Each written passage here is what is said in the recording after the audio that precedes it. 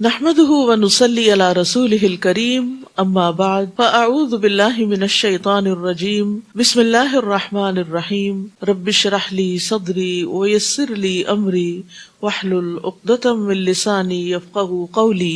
علم کو عمل کے لیے سیکھنا چاہیے۔ رسول اللہ صلی اللہ علیہ وسلم نے فرمایا، اس شخص کی مثال جو لوگوں کو بھلائی سکھاتا ہے لیکن اپنے آپ کو بھول جاتا ہے، ایک چراغ کی سی ہے جو لوگوں کو تو روشنی دیتا ہے مگر خود کو جلاتا ہے۔ ابو درداء کہتے ہیں کہ تم عالم نہیں بنو گے حتیٰ کہ تم متعلم یعنی علم سیکھنے والے بنو، یعنی کوئی شخص جب تک علم سیکھتا نہیں اس وقت تک عالم نہیں بنتا، اور تم علم سے عالم نہیں بن سکتے، یعنی صرف سیکھنا بھی کافی نہیں حتیٰ کہ تم اس پر عمل کرو، اور تمہارے گناہ کے لیے یہی کافی ہے کہ تم بحث مباحثہ کرنے والے بن جاؤ، یعنی علم حاصل کرنے کا مقصد لوگوں کے ساتھ بحث مباحثہ نہیں ہونا چاہیے، اور تمہارے گناہ کے لیے یہی کافی ہے کہ تم جھگڑا کرنے والے بن جاؤ، یعنی علم کی بنا پر، اور تمہارے جھوٹا ہونے کے لیے یہی کافی ہے کہ تم مسلسل اللہ کی ذات کے علاوہ کسی اور چیز میں گفتگو کرتے رہو، اور چیزوں کے بارے میں اور ٹاپکس پہ بات کرو اور اللہ کو یاد نہ کرو۔ تو خلاصہ یہی ہے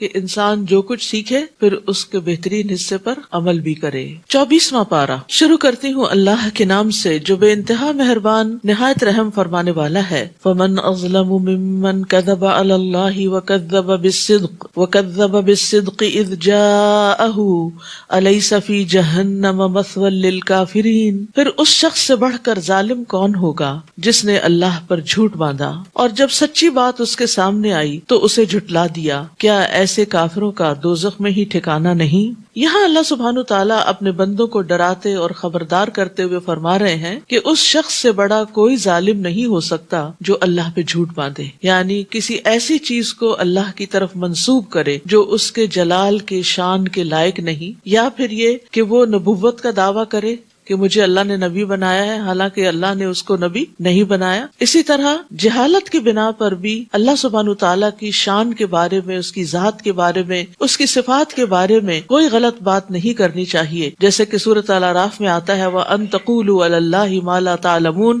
کہ اللہ کے بارے میں تم وہ بات کرو جو تم جانتے نہیں۔ تو یہ بدترین بات ہوتی ہے بغیر علم کے اللہ تعالیٰ کے متعلق کوئی بات کرنا۔ اسی طرح اس شخص سے بڑا ظالم بھی کوئی نہیں جس کے پاس حق واضح آیا، یعنی واضح دلائل کے ساتھ حق آ گیا لیکن اس نے حق کو نہیں مانا، تو حق کی تکذیب بھی بہت بڑا ظلم ہوتا ہے۔ ایسے لوگ جو اللہ پہ جھوٹ باندھے اور حق کو جھٹلائیں ان کا ٹھکانہ جہنم ہے، اور اس کے برعکس والذی جاء بالصدق وصدق بہ اولئک ھم المتقون، اور جو شخص سچی بات لایا اور جس نے اس کی تصدیق کی تو یہی لوگ پرہیزگار ہیں۔ یعنی اللہ سبحانہ تعالیٰ جھوٹے اور جھٹلانے والے کا جرم اور اس کی سزا ذکر کرنے کے بعد سچے انسان اور اس کی تصدیق کرنے کے ثواب کا ذکر کرتے ہیں کہ جو شخص سچی بات لائے، سچ بات بتائے لوگوں کو، اور اپنے عمل، قول اور عمل میں بھی سچائی کا حامل ہو، تو اس سے مراد کون ہوتے ہیں؟ پیغمبر ہوتے ہیں، ان کے فالوورز ہوتے ہیں، اور پھر جو ان کی تصدیق کرتے ہیں وصدق بہ، سچی بات کو سچ ماننا بھی، یہ بھی ایک بہت بڑی نیکی ہے، کیونکہ بعض اوقات انسان سچی بات تو کرتا ہے، سچ بولتا ہے، سچ کو پسند بھی کرتا ہے، لیکن بعض اوقات انا کا شکار بھی ہو جاتا ہے اور کسی کی درست بات کو مانتا نہیں، مان کے نہیں دیتا۔ تو یہ انا کا شکار ہونا اور حق کو پہچاننے کے باوجود اس کا انکار کرنا یہ بھی درست نہیں، لیکن جس کے اندر یہ دونوں صفات پائی جاتی ہوں، خود بھی سچا ہو اور اس کے ساتھ ساتھ وہ کیا کرے؟ سچائی کی تصدیق کرے، یعنی سچ سامنے آ جائے تو اس کو سچ مانے، اس کو سچ کہے، تو یہی لوگ دراصل متقی ہوتے ہیں، کیونکہ تقویٰ کے علاوہ کوئی چیز نہیں جو انسان کے اندر یہ خوبی پیدا کرے۔ اور سچائی کی جہاں تک بات ہے تو سچ جو ہے وہ اللہ تعالیٰ کو بہت پسند ہے۔ عبداللہ رضی اللہ عنہ سے روایت ہے کہ نبی صلی اللہ علیہ وسلم نے فرمایا، یقیناً سچ نیکی کی طرف رہنمائی کرتا ہے اور نیکی جنت کی طرف لے جاتی ہے، اور آدمی مسلسل سچ بولتا رہتا ہے یہاں تک کہ اللہ کے ہاں صدیق لکھ لیا جاتا ہے، اور بلا شبہ جھوٹ برائی کی طرف رہنمائی کرتا ہے اور برائی آگ کی طرف لے جاتی ہے، اور آدمی مسلسل جھوٹ بولتا رہتا ہے یہاں تک کہ اللہ کے ہاں جھوٹا لکھ لیا جاتا ہے۔ تو جو سچے لوگ ہیں، جو متقی لوگ ہیں، ان کے بارے میں کیا جزا بتائی گئی؟ لَهُم مَا يَشَاءُونَ عِندَ رَبِّهِمْ ذَلِكَ جَزَاءُ الْمُحْسِنِينَ، ان کے لیے وہ ہوگا جو وہ چاہیں گے ان کے رب کے ہاں، یعنی جب اللہ کے پاس واپس لوٹ کر جائیں گے تو انہیں وہ ملے گا جو وہ پسند کریں گے. نیکی کرنے والوں کا یہی بدلہ ہے محسنین کا. محسن وہ ہوتا ہے جس کے اندر اخلاص ہو، اور اخلاص والا اللہ کی عبادت ایسے کرتا ہے گویا وہ اللہ کو دیکھ رہا ہو، اس کا دھیان ادھر ادھر نہ ہو، وہ شرک اکبر اور شرک اصغر دونوں سے پاک ہو. تو جیسے حضرت جبریل علیہ السلام جب آ کر حضور صلی اللہ علیہ وسلم سے سوال کر رہے تھے تو حدیث جبریل میں مل احسان کے جواب میں آپ نے کیا فرمایا؟ ان تعبد اللہ کأنک تراہ، کہ تم اللہ کی عبادت اس طرح کرو گویا تم اللہ کو دیکھ رہے ہو. تو یہ محسن کا کردار ہوتا ہے، یعنی محسن اپنے رویے کے اندر بہت مخلص ہوتا ہے. پھر اسی طرح جو دوسروں کو ان کے حق سے زیادہ دیتا ہے وہ بھی محسن ہوتا ہے. پھر اسی طرح ہر طرح کی نیکی جو ہے وہ احسان کہلاتی ہے. تو محسنین کو کیا ملے گا قیامت کے دن؟ جو وہ طلب کریں گے، جو وہ تمنا کریں گے. لیکفر اللہ عنہم اسوأ الذی عملوا، تاکہ اللہ ان سے وہ برائیاں دور کر دے جو انہوں نے کی تھیں. کیونکہ چاہے کوئی محسن ہو، متقی ہو، مومن ہو، کوئی بھی ہو، لیکن یہ پاسبل نہیں ہے کہ کوئی اس سے غلطی نہ ہو. یہ ناممکن ہے، اس سے غلطی ہوگی. ہر انسان سے کوئی کتنا ہی نیک اور پاک باز کیوں نہ ہو اس سے غلطی ہو جاتی ہے. تو پھر ایسی صورت میں اللہ سبحانہ وتعالی محسنین کی برائیاں ان سے دور کر دے گا تاکہ اللہ ان سے وہ برائیاں دور کر دے جو انہوں نے کی تھی، اور جو اچھے کام وہ کرتے رہے انہی کے لحاظ سے انہیں ان کا اجر عطا کرے. کیا اللہ تعالیٰ اپنے بندے کو کافی نہیں؟ اور یہ لوگ آپ کو ان سے ڈراتے ہیں جو اس کے سوا ہیں، اور جسے اللہ گمراہ کر دے اسے کوئی ہدایت دینے والا نہیں. تو یہاں پر ان لوگوں کی بات کی گئی ہے جو لوگوں کو اللہ کے علاوہ غیر اللہ سے ڈراتے، بتوں کی مار سے ڈراتے ہیں یا اپنے دیوتاؤں کے اثرات سے ڈراتے ہیں. لیکن مومن ہمیشہ صرف اللہ سے ڈرتا ہے. غیر اللہ سے ڈرنا مشرکین کا طریقہ ہے. تو انسان جب بھی کوئی کام کرے، جب بھی کوئی رزق لے، تو اس معاملے میں اللہ پر بھروسہ کرے، اللہ سے دعا کرے، کیونکہ اللہ ہی کام بنانے والا ہے. وَتَوَكَّلْ عَلَى الْحَيِّ الَّذِي لَا يَمُوتُ، آپ اس زندہ پر بھروسہ کرو جو کبھی مرے گا نہیں، اور وہ صرف اللہ ہی کی ذات ہے. اور جو اللہ پہ بھروسہ کرتا ہے اللہ اس کو کافی ہو جاتا ہے. اور آپ دیکھیے کہ جب آپ اپنے معاملات اللہ کے سپرد کرتے ہیں اور بھروسہ کرتے ہیں تو آپ کا دل بڑا ہو جاتا ہے، آپ کی ہمت بڑھ جاتی، آپ سمجھتے ہیں کہ کوئی ہے جو یہ سب کچھ کر سکتا ہے. وَمَن يَتَوَكَّلْ عَلَى اللَّهِ فَهُوَ حَسْبُهُ، جو کوئی اللہ پہ بھروسہ کرے تو وہ اسے کافی ہو جاتا ہے. اور اسی طرح اللہ پر بھروسہ کرنے سے انسان کو دشمن سے حفاظت بھی ملتی ہے. جیسا کہ اس مشہور واقعے میں ہم دیکھتے ہیں کہ نبی صلی اللہ علیہ وسلم ایک غزوے کے بعد دوپہر کو کہیں آرام کر رہے تھے ایک درخت کے سائے تلے، اور آپ کی تلوار آپ کے اس درخت کے ساتھ لٹک رہی تھی. تو اتنے میں ایک دشمن آیا اور اس نے وہ تلوار اتار کر آپ کے اوپر سونت دی اور آپ سے کہا کہ آپ کو مجھ سے کون بچائے گا؟ تو آپ نے کیا فرمایا؟ میرا اللہ. تو آپ سوچئے وہ کیا سچویشن ہوگی کہ جب سر پہ ایک شخص تلوار لہرائے کھڑا ہے تو اس وقت انسان کو کچھ سوچتا بھی نہیں. لیکن انبیاء کا ایمان اس درجے کا ہوتا ہے کہ جس میں واقعی کامل ایمان ہوتا ہے، جس کے اندر توکل بھی ہوتی ہے، کیونکہ توکل بھی ایمان کا حصہ ہے. وَمَن يَهْدِ اللَّهُ فَمَا لَهُ مِن مُضِلٍّ أَلَيْسَ اللَّهُ بِعَزِيزٍ ذِي انتقام، اور جسے اللہ ہدایت دے دے اسے کوئی گمراہ کرنے والا نہیں. کیا اللہ سب پر غالب اور انتقام لینے والا نہیں؟ اور اگر آپ ان سے پوچھیں کہ آسمانوں اور زمین کو کس نے پیدا کیا تو یقیناً کہیں گے کہ اللہ نے. یعنی مشرکین مکہ بھی اس بات کو مانتے تھے کہ آسمان و زمین کا خالق، ہر چیز کا خالق اللہ ہی ہے. ان کے پتھر اور لکڑی کے بت کسی چیز کو پیدا کرنے کے قابل نہیں، بلکہ انہوں نے خود ہی ان کو بنایا ہے. تو یقیناً کہیں گے کہ اللہ نے. آپ انہیں کہیے بھلا دیکھو جنہیں تم اللہ کے سوا پکارتے ہو، اگر اللہ مجھے کوئی تکلیف پہنچانا چاہے تو تمہارے معبود اس کی پہنچائی ہوئی تکلیف کو کیا دور کر سکتے ہیں؟ نہیں. یا اگر وہ مجھ پر رحمت کرنا چاہے تو یہ اس کی رحمت کو روک سکتے ہیں؟ نہیں. آپ ان سے کہیے مجھے اللہ کافی ہے، اور بھروسہ کرنے والے اسی پر ہی بھروسہ کرتے ہیں. قل حسبی اللہ علیہ یتوکل المتوکلون. سورۃ الزمر جو ہے اس میں توحید کا سبق ہے، اور توکل بھی توحید کا ایک حصہ ہے. اور اس توکل کے لیے جو الفاظ استعمال کرنے چاہیے وہ بھی یہاں سکھا دیے گئے ہیں. آپ کہہ دیجئے کہ توکلت قل حسبی اللہ، کہ اللہ مجھے کافی ہے. یہ ایک مبارک کلمہ ہے، یعنی یہ کلمہ جو ہے حسبی اللہ ایک مبارک کلمہ ہے جو دو مقامات پر کہا جاتا ہے. ایک نفع حاصل کرنے کے موقع پر، یعنی جس وقت انسان کو کوئی فائدہ حاصل کرنا ہو، اور دوسرے نقصان کو دور کرنے کے موقع پر. اور ہم دیکھتے ہیں کہ دو عظیم پیغمبروں نے یہ دعا مانگی. ایک تو ابراہیم علیہ السلام نے اس وقت یہ کلمہ پڑھا تھا جب ان کو آگ میں پھینکا جا رہا تھا، اور دوسرے محمد صلی اللہ علیہ وسلم نے جب لوگوں نے مسلمانوں کو ڈرانے کے لیے کہا تھا کہ لوگوں نے تمہارے لیے فوج جمع کر لی ہے تو لوگوں سے ڈرو، تو اس بات نے ان کا ایمان بڑھا دیا اور انہوں نے کہا کہ ہمیں اللہ ہی کافی ہے اور وہ اچھا کارساز ہے. آپ ان سے کہیے اے میری قوم، تم اپنی جگہ کام کرتے جاؤ، میں اپنی جگہ کر رہا ہوں، پھر جلد ہی تمہیں معلوم ہو جائے گا کہ کس پر ایسا عذاب آتا ہے جو اسے رسوا کر دے اور اس پر دائمی عذاب نازل ہوتا ہے. تو دنیا اور آخرت میں جو رسوائی ہے وہ اللہ کے عذاب کی شکل میں ہوتی ہے، اور ہم دیکھتے ہیں کہ جس کی انہیں دھمکی دی گئی وہ کفار مکہ کے ساتھ پوری ہو کر رہی. دنیا میں بھی اللہ نے ان کو عذاب دیا، جیسے وہ قتل ہوئے، قیدی بنے، بھوک اور قحط میں مبتلا ہوئے، اور اسی طرح پھر بدر کے میدان میں پہنچے اور پھر وہاں سے جہنم رسید ہوئے. تو یہاں پر انسان کو ہمیشہ اللہ سے، یعنی اپنے گناہوں کی وجہ سے جو سزا آتی ہے اس سے بچنے کے لیے دعا کرنی چاہیے. اور اللہم انی اعوذ بک من الفقر والقلۃ والذلۃ وان تظلم او تظلم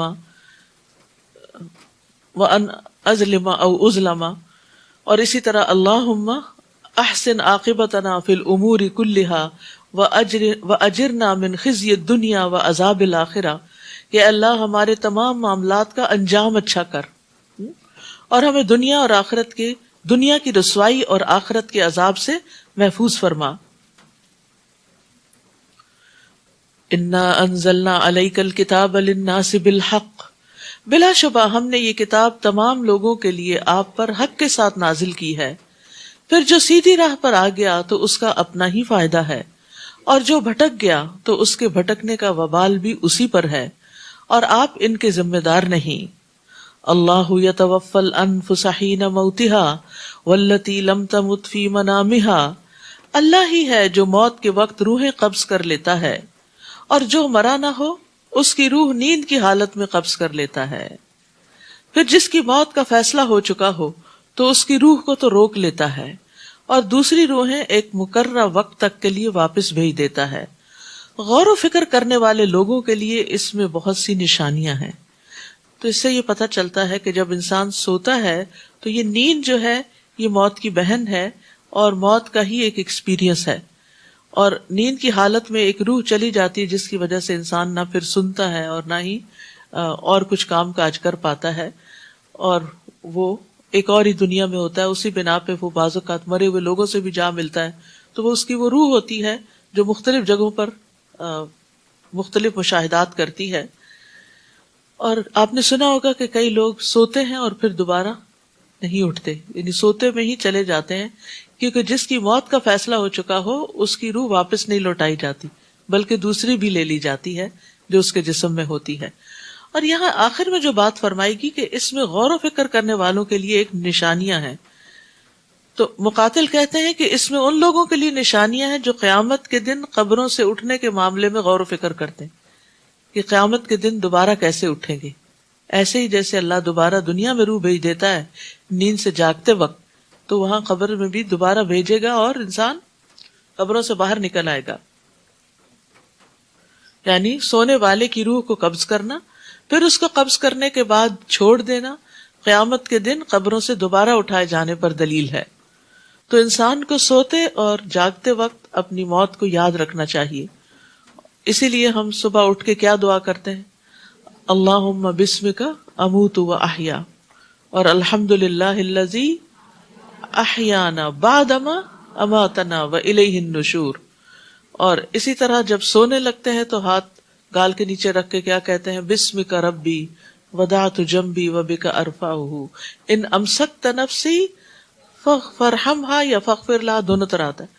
وَإِنْ أَرْسَلْتَهَا فَاحْفَظْهَا بِمَا تَحْفَظُ بِهِ عِبَادَكَ الصَّالِحِينَ کہ میرے رب تیرے نام سے میں نے اپنا پہلو رکھا، تیرے ہی نام سے اٹھاؤں گا، اگر تو نے میری جان کو روک لیا تو اس پہ رحم کرنا، یعنی اگر روح واپس نہیں لوٹائی تو رحم فرمانا، اور اگر اس کو چھوڑ دیا یعنی زندگی باقی رکھی تو اس کی اس طرح حفاظت کرنا جس طرح تو اپنے نیک بندوں کی حفاظت کرتا ہے۔ تو اس سے یہ بھی پتہ چلتا ہے کہ اللہ اپنے نیک بندوں کی حفاظت کرتا ہے۔ تو اگر ہم حفاظت چاہتے ہیں تو ہمیں زیادہ سے زیادہ نیک کام کرنے چاہیے اور گناہوں کو چھوڑ دینا چاہیے۔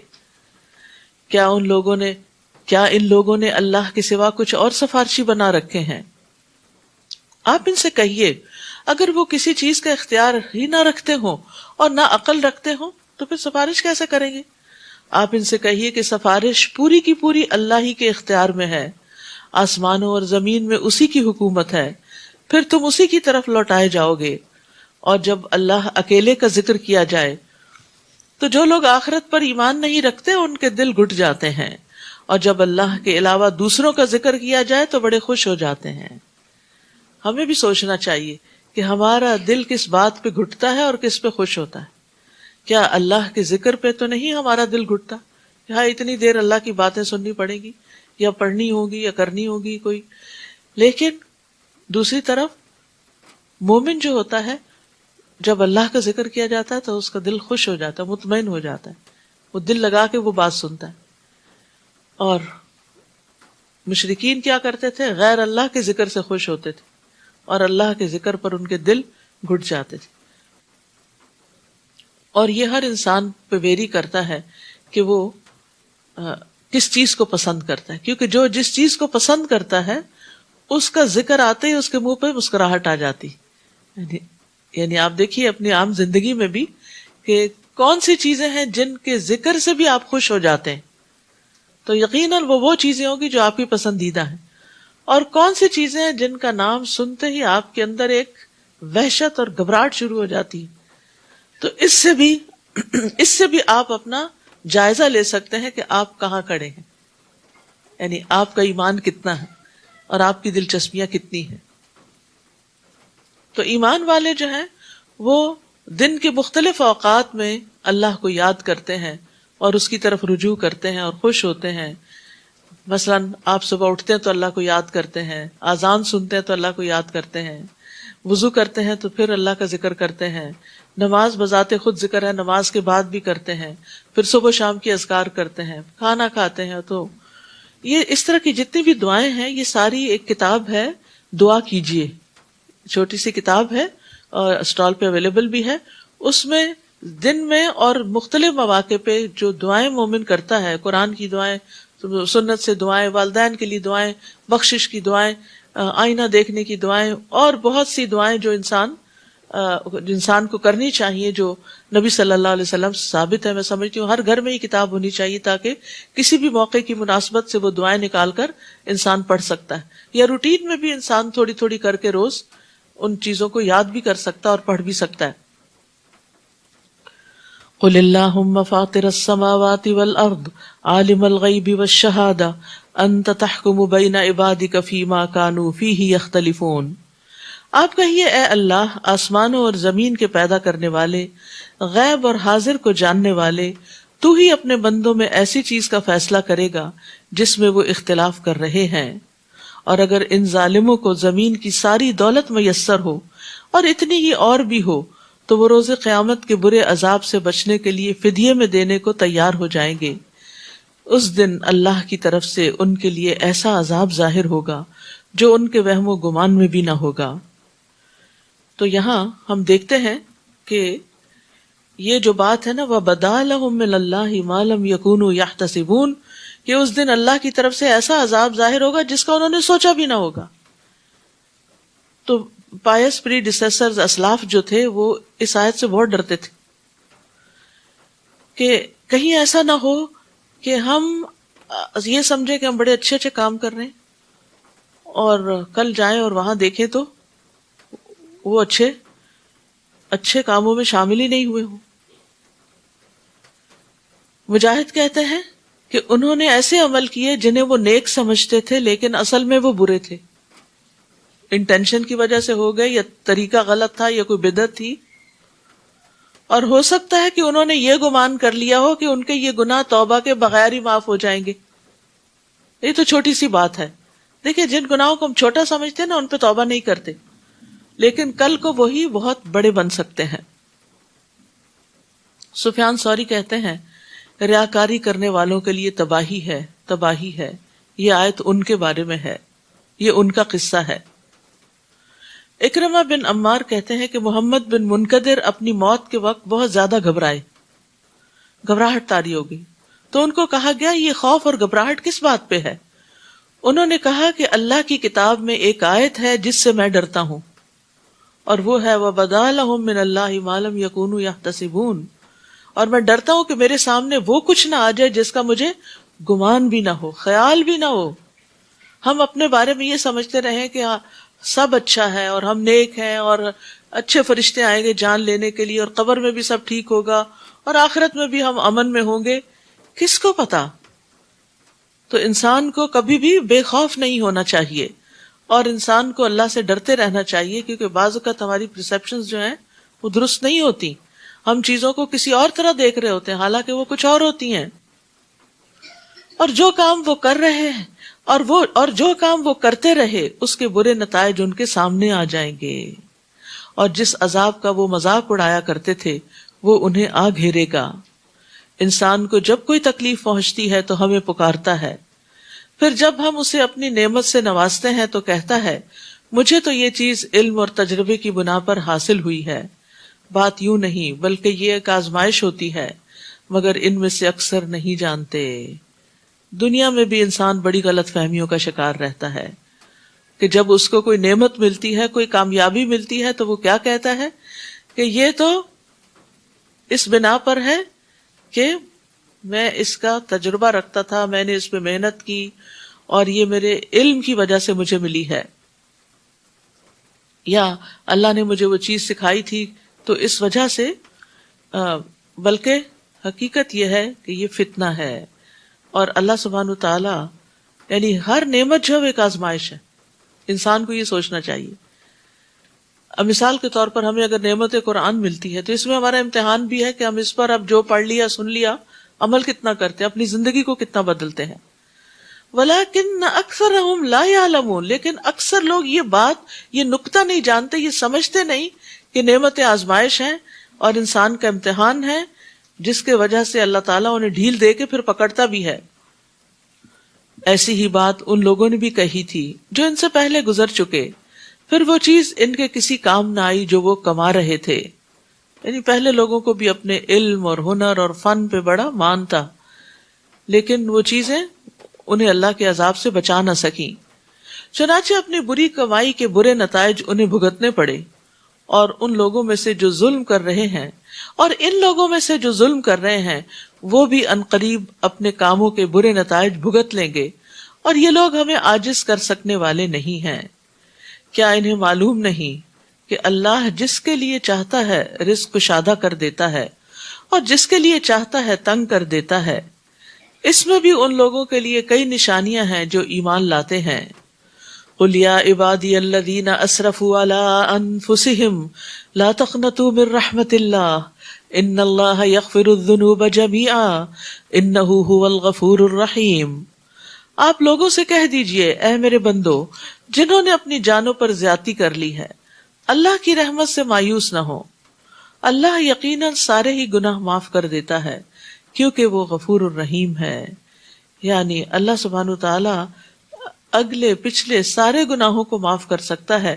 جیسے کہ حدیث میں آتا ہے کہ ایک شخص کے سارے گناہ معاف کر دیے گئے اس بنا پر کہ اس نے لوگوں کے راستے سے کانٹے دار شاخ ہٹائی تھی، لوگوں کو تکلیف سے بچایا تھا، تو اس بنا پر اس کے گناہ معاف کر دیے گئے. اسی طرح چھوٹے گناہوں کے علاوہ بھی اللہ سبحانہ تعالیٰ بڑے بڑے گناہوں کو معاف کر دیتا ہے. جیسے زنا کرنے والا جب زنا کرتا ہے تو مومن نہیں رہتا، چوری کرنے والا جب چوری کرتا ہے تو مومن نہیں رہتا، شرابی جب شراب پیتا ہے تو مومن نہیں رہتا. لیکن پھر بھی اس کے لیے توبہ کا دروازہ کھلا ہے کہ اگر کوئی شرمندہ ہو کر واپس پلٹتا ہے اور اللہ سے معافی مانگ لیتا ہے اور آئندہ نہ کرنے کا عہد کر لیتا ہے تو اللہ تعالیٰ اس کو بھی معاف کر دیتا ہے. 100 لوگوں کا قاتل بھی بخش دیا گیا تھا جب اس کے دل میں شدید ریگریٹ ہوئی اور اس نے توبہ کے لیے اپنا علاقہ بھی چھوڑ دیا کہ میں اس گناہ سے بہرحال نکلنا چاہتا ہوں، اور وہ ہجرت کر کے دوسری طرف نیک لوگوں کے پاس جا رہا تھا تاکہ ان کی صحبت میں بیٹھ کر وہ اپنی اس برائی کو دور کر سکے۔ وَأَنِيبُوا إِلَىٰ رَبِّكُمْ، اور اپنے رب کی طرف رجوع کرو، وَأَسْلِمُوا لَهُ، اور اس کا حکم مان لو، مِن قَبْلِ أَن يَأْتِيَكُمُ الْعَذَابُ، اس سے پہلے کہ تم پر عذاب آئے، پھر تمہیں کہیں سے بھی مدد نہ مل سکے۔ یعنی توبہ میں دیر نہیں کرنی چاہیے، بار بار اللہ کی طرف رجوع کرنا چاہیے، بار بار پلٹنا چاہیے، بار بار اپنے اسلام کا اقرار کرنا چاہیے کہ اللہم اسلمت نفسی الیک، اللہ میں نے اپنا آپ تیرے حوالے کر دیا۔ واتبعوا احسن ما انزل الیکم من ربکم، اور جو کچھ تمہارے رب کی طرف سے تم پر نازل ہوا ہے، من قبل، اس کی پیروی کرو، اور جو کچھ تمہاری طرف تمہارے رب کی جانب سے نازل ہوا ہے اس کے بہترین حصے کی پیروی کرو، اس سے قبل کہ اچانک تم پر عذاب آ جائے اور تمہیں خبر بھی نہ ہو۔ یعنی جب کوئی مصیبت آتی ہے تو بعض اوقات اتنی اچانک آتی ہے کہ انسان کہتا ہے میں نے تو کبھی سوچا ہی نہیں تھا۔ تو اسی طرح انسان کو اپنی زندگی کا ہی نہیں پتا کہ کس وقت یہ پرندہ یہاں سے اڑ جائے، ہمارے اندر سے نکل کے روح چلی جائے، اور انسان اس کے بعد ہونٹ ہلانے کے بھی قابل نہ رہے۔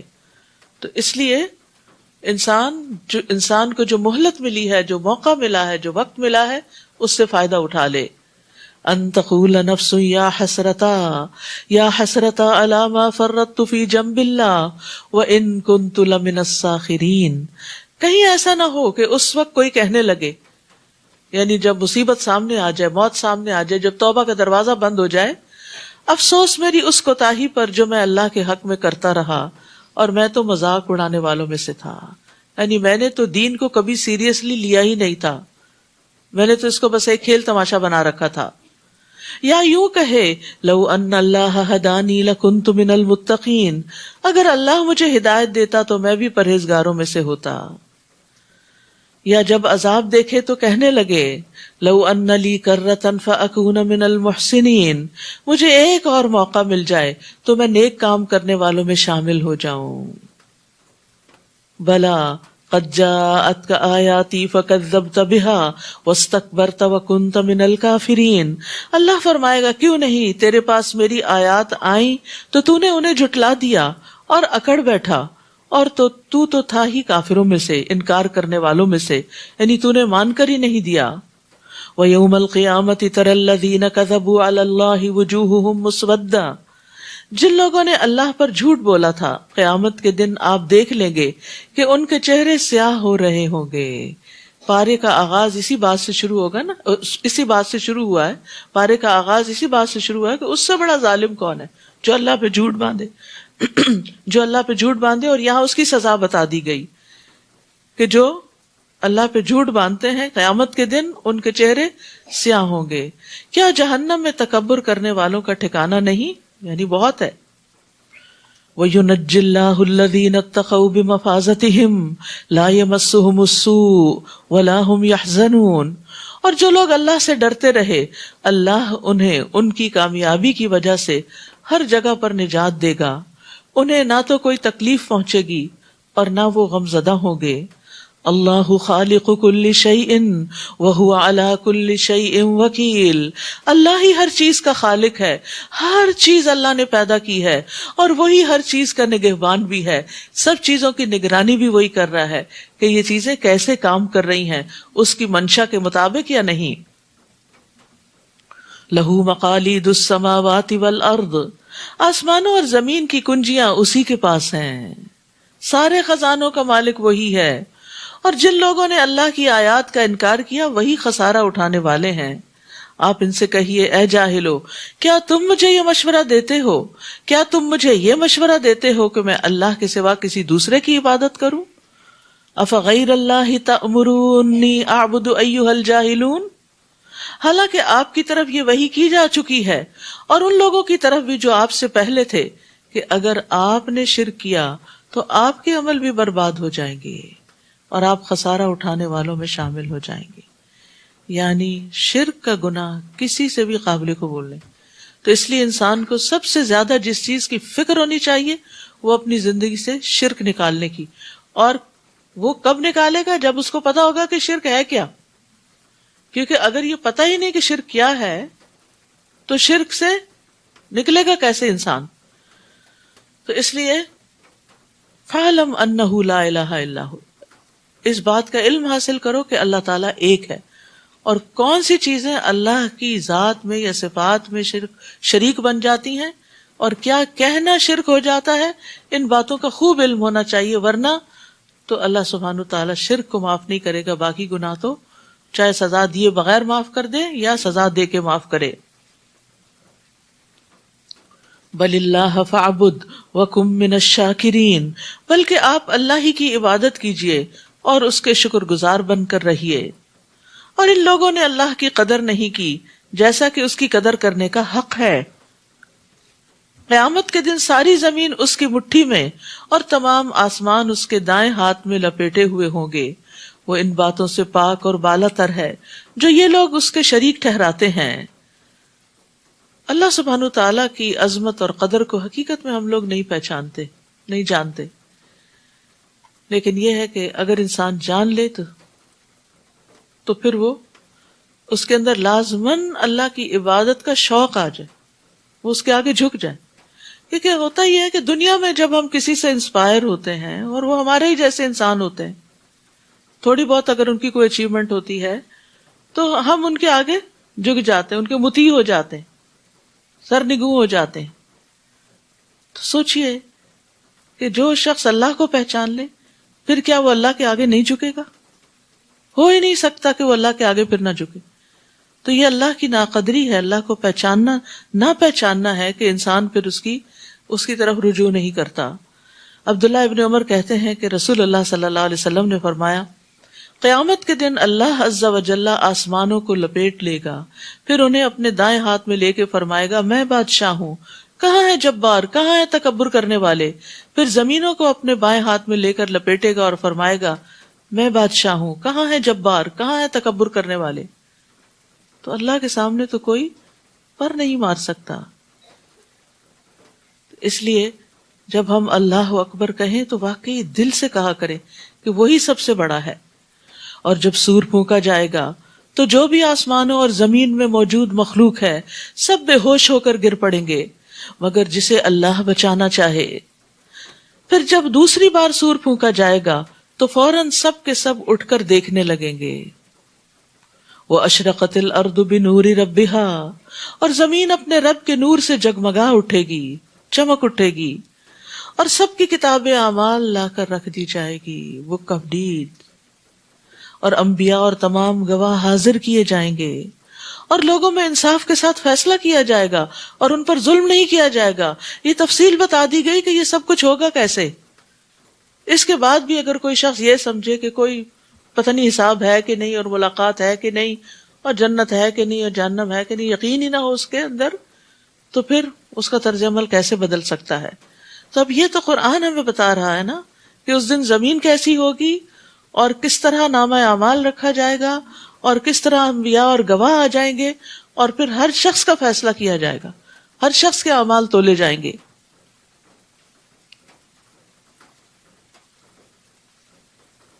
حدیث میں آتا ہے قیامت کے دن لوگوں کا حشر سفید اور سرخی آمیز زمین پر ہوگا، جیسے میدے کی روٹی صاف اور سفید ہوتی ہے، اس پر کسی چیز کا کوئی نشان نہ ہو. یعنی جب آپ میدے کو بیلتے ہیں نا سموسے وغیرہ بنانے کے لیے تو وائٹ سی جو ٹکیاں بنتی ہے، اس طرح پلین بالکل سموتھ صاف ستھری زمین ہوگی جس پہ ہر شخص کھڑا ہوگا، بس اتنی سی جگہ ہوگی اور کوئی شخص کسی چیز کے پیچھے چھپ نہ سکے گا اور روشنی بھی ہوگی وہاں. تو پھر ہر شخص کے اعمال اور اس کے کام اور اس کی شکل اور ہر چیز پر واضح بھی ہو جائے گی. ہم سب کو اس جگہ سے گزرنا ہے، یہ سب دیکھنا ہے، اسے اپنی زندگی میں دیکھتے رہا کریں. کبھی اپنے آپ کو کسی جگہ لے جا کے کھڑا کریں، کبھی کسی جگہ کھڑا کریں، تاکہ جس دن یہ پیش آئے تو ہم اس سے بے خبر نہ ہوں. ہمیں پہلے سے پتا یہ تو ہونا تھا، یہ تو رب کا وعدہ تھا اور یہ تو سچا وعدہ تھا. تو جو لوگ اس طرح اس دن کو یاد رکھتے ہیں اور اس کی تیاری کرتے رہتے ہیں، اس دن کے لیے پھر ان کو کوئی ہول نہ ہوگا، وہ امن میں ہوں گے۔ تو جب اللہ تعالیٰ قیامت کے دن لوگوں کا فیصلہ کرنے آئیں گے تب زمین اس کے نور سے روشن ہوگی۔ زمین پر روشنی سورج اور چاند کی وجہ سے نہیں ہوگی، کیونکہ سورج چاند تو لپیٹ دیے جائیں گے، ان کی روشنی ختم ہو جائے گی۔ اور یہ سورج جو ہے، جب ہم پڑھتے ہیں نا کہ سورج حشر میں بالکل قریب آ جائے گا، تو یہ اس وقت ہوگا جب سورج مخلوق یعنی جب حشر میں وقوف لمبا ہوگا، ابتدا میں نہیں۔ اور ہر شخص جو اس نے عمل کیا ہوگا، اور ہر شخص نے جو عمل کیا ہوگا اسے اس کا پورا بدلہ دے دیا جائے گا، اور جو کچھ وہ کر رہے ہیں اللہ اسے خوب جاننے والا ہے۔ آپ دیکھیے جو لوگ جاب کرتے ہیں، جو کام کرتے ہیں، اور جب ان کا کام مکمل ہوتا ہے، ان کا ویک مکمل ہوتا ہے یا مہینہ مکمل ہوتا ہے تو ان کو سیلری ملتی ہے، تو وہ ان کے کام کی اجرت ہوتی ہے، ان کی مزدوری ہوتی ہے۔ اسی طرح قیامت کے دن بھی ہمارے اعمال کی اجرت ہمیں دی جائے گی، پورا پورا بدلہ، کیونکہ وہ بدلے کا دن ہے۔ تو انسان کو سوچنا چاہیے کہ اس دن کے لیے جو اعمال کر رہا ہے ان میں وہ کتنا سنجیدہ اور کتنا کمیٹڈ ہے۔ اور جن لوگوں نے کفر کیا ہوگا انہیں گروہ در گروہ جہنم کی طرف ہانکا جائے گا، یہاں تک کہ جب وہ جہنم پر پہنچ جائیں گے تو اس کے دروازے کھول دیے جائیں گے، اور اس کے داروغے انہیں کہیں گے کیا تمہارے پاس تمہیں میں سے رسول نہیں آئے تھے جو تمہیں رب کی آیات پڑھ کر سناتے؟ کیونکہ ہر شخص پڑھا لکھا نہیں ہوتا کہ خود سے پڑھ سکے، تو اس لیے پڑھ کے سنانے کی جب بات کی گئی تو حجت ہی تمام کر دی گئی۔ اور اس دن کے لیے پیش ہونے سے تمہیں ڈراتے تھے، وہ کہیں گے کیوں نہیں، مگر کافروں پر عذاب کا حکم ثابت ہو کر رہا۔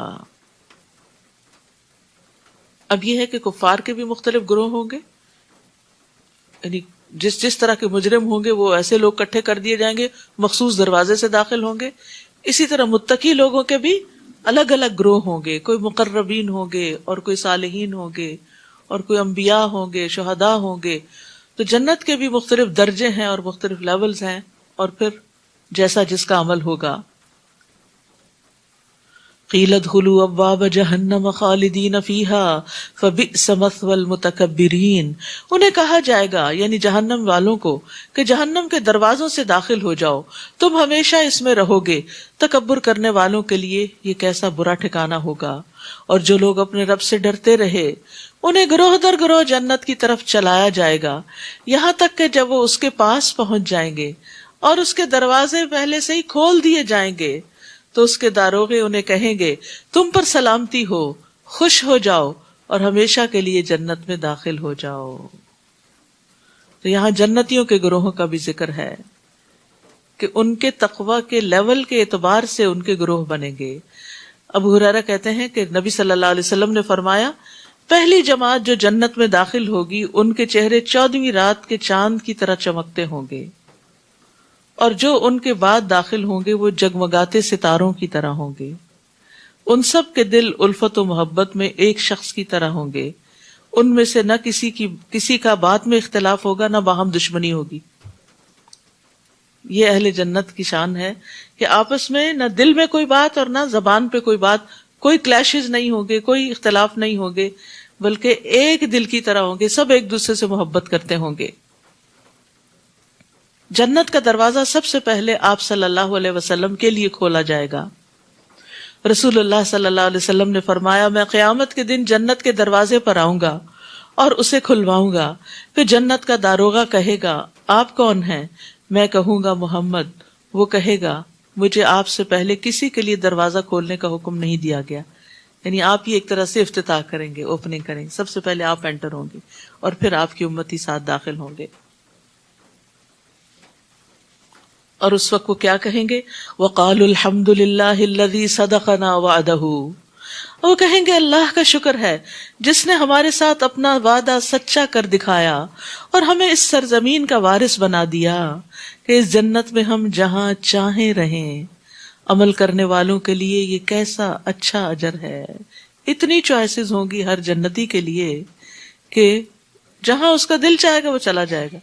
دنیا میں اگر آپ کسی اچھے جگہ پر ہالیڈیز کے لیے جانا بھی چاہیں تو پہلے آپ کو پیسے جمع کرنے ہوتے ہیں، پھر اس کے بعد وہ ساری اس کے ریویوز دیکھتے ہیں، پھر بکنگ کراتے ہیں، پھر فلائٹس، اور پھر کبھی فلائٹس کینسل ہو جاتی ہیں، کیا کیا مسائل ہوتے ہیں، کتنے ترددات ہوتے ہیں. اور پھر وہاں پہنچ کر بھی بعض اوقات آپ کو اپنی پسند کا ویو نہیں ملتا، کمرہ نہیں ملتا، پسند کا ویدر نہیں ملتا، کئی چیزیں، یعنی وہ تھوڑی سی خوشی ہوتی ہے اور اس کے ساتھ بے شمار ترددات لگے ہوتے ہیں. لیکن جنت میں داخل ہوتے ہی کسی قسم کا کوئی تردد، کوئی تھکاوٹ نہیں، اور جو انسان چاہے گا وہ اس کو ملتا چلا جائے گا. اور یہ کس کا اجر ہے؟ عمل کرنے والوں کے لیے یہ کیسا اچھا اجر ہے. اصل بات ہے عمل کی.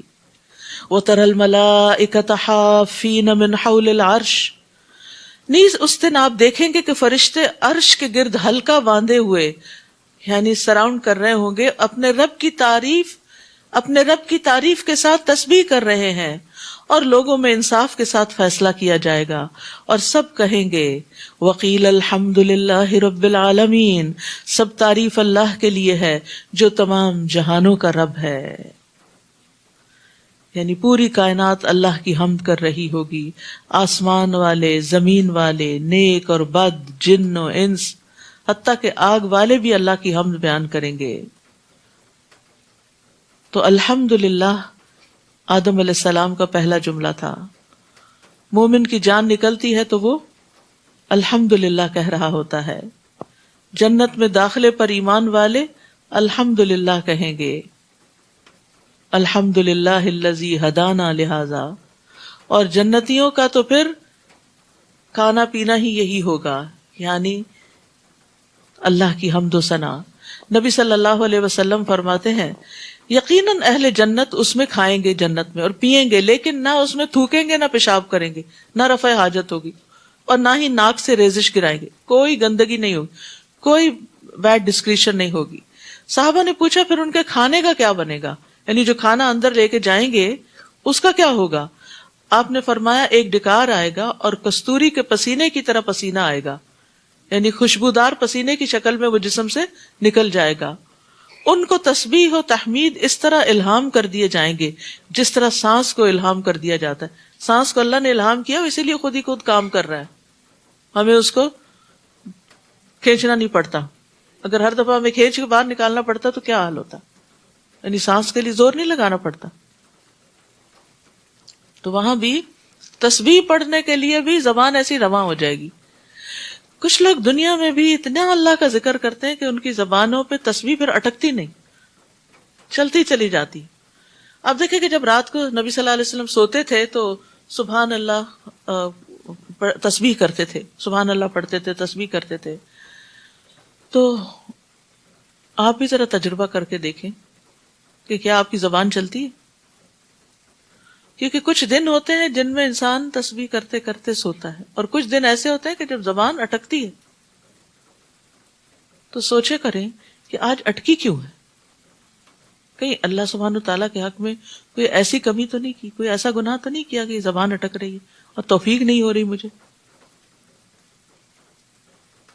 سورۃ غافر، بسم اللہ الرحمن الرحیم. اس کو غافر بھی کہتے ہیں، مومن بھی کہتے ہیں، دونوں نام ہیں اس کے. حامیم، یہ کتاب اللہ کی طرف سے نازل ہوئی ہے. آپ نے دیکھو گا اکثر صورتوں کے شروع میں آغاز جو ہوتا ہے وہ اس بات کی یقین دہانی کرانے کے لیے ہوتا ہے کہ یہ اللہ کی کتاب ہے، یہ اس کی واضح آیات ہیں، یہ اللہ کی طرف سے نازل ہوئی ہے، اس کتاب میں کوئی شک نہیں ہے، تاکہ پڑھنے سے پہلے ایک یاد دہانی ہو جائے کہ جو ہم پڑھنے جا رہے ہیں یہ کوئی معمولی کلام نہیں ہے، یہ اللہ کا کلام ہے.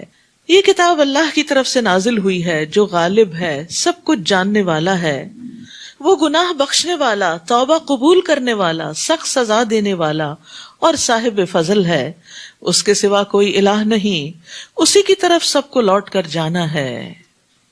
تو توبہ کرنے والے گناہگار کے لیے دو رحمتیں ہیں، ایک یہ کہ اللہ اس کی توبہ قبول کر لیتا ہے، دوسری یہ کہ اس کی توبہ کو نیکی بنا دیتا ہے، اور اگر وہ نادم ہو تو اس کے نامہ اعمال سے بھی مٹا دیا جاتا ہے، اور وہ ایسا ہو جاتا ہے جیسے اس نے گناہ کیا ہی نہ ہو.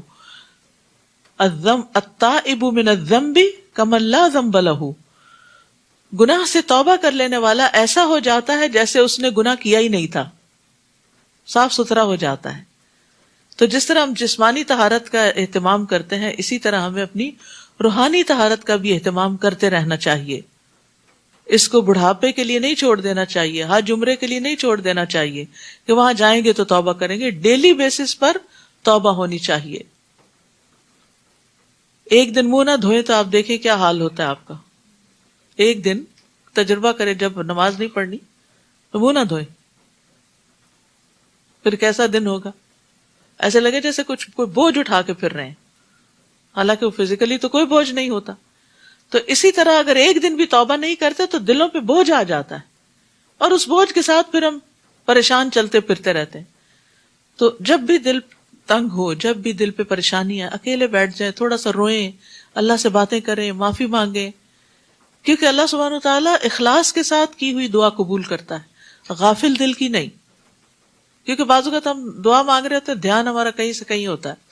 اللہ کی آیات میں صرف وہی لوگ جھگڑا کرتے ہیں جو کافر ہیں، لہٰذا ان کا دنیا کے ملکوں میں چلنا پھرنا آپ کو کسی دھوکے میں نہ ڈال دے۔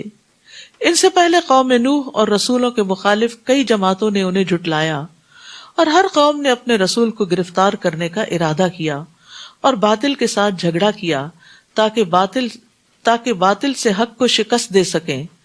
پھر میں نے انہیں پکڑ لیا تو دیکھو میری سزا کیسی تھی۔ اسی طرح آپ کے رب کا یہ حکم ان لوگوں پر صادق آ گیا کہ جن لوگوں نے کفر کیا وہی اہل دوزخ ہیں۔ الذین یحملون العرش ومن حولہ یسبحون بحمد ربہم ویؤمنون بہ، جو فرشتے عرش اٹھائے ہوئے ہیں اور جو اس کے ارد گرد ہوتے ہیں، سب اپنے رب کی حمد کے ساتھ اس کی تسبیح کرتے اور اس پر ایمان رکھتے ہیں، اور مومن بندوں کے لیے بخشش طلب کرتے ہیں۔ فرشتے بھی ایمان والوں کے لیے دعا استغفار کرتے ہیں اور کہتے ہیں، اے ہمارے رب، تو نے اپنی رحمت اور علم سے ہر چیز کا احاطہ کر رکھا ہے، لہٰذا جن لوگوں نے توبہ کی اور تیری راہ کی پیروی کی انہیں بخش دے۔ توبہ کرنے والوں کو بخش دے، سفارش کر رہے ہوتے ہیں، اور دوزخ کے عذاب سے بچا لے۔ کتنی بڑی خوشخبری ہے اس میں۔ تو کون ہے وہ فرشتے جو عرش اٹھائے ہوئے ہیں؟ وہ کتنے بڑے ہیں؟ اس کے بارے میں حدیث میں آتا ہے، نبی صلی اللہ علیہ وسلم نے فرمایا، مجھے یہ اجازت دی گئی ہے کہ میں اللہ کے عرش کے اٹھانے والے فرشتوں میں سے کسی فرشتے کے بارے میں بیان کروں کہ اس کے کانوں کی لو سے کندھے تک، یعنی یہاں سے لے کے نیچے کندھا، یہ بس اتنی سی جو ہمارا اتنا سا حصہ ہے، اس کے درمیان کا فاصلہ 700 سال کی مسافت جتنا ہے، یعنی اتنی لمبی گردنیں ہیں صرف ان کی۔ تو ان کے ہاتھ پاؤں اور باقی جسم کتنا بڑا ہوگا جو عرش اٹھائے ہوئے ہیں۔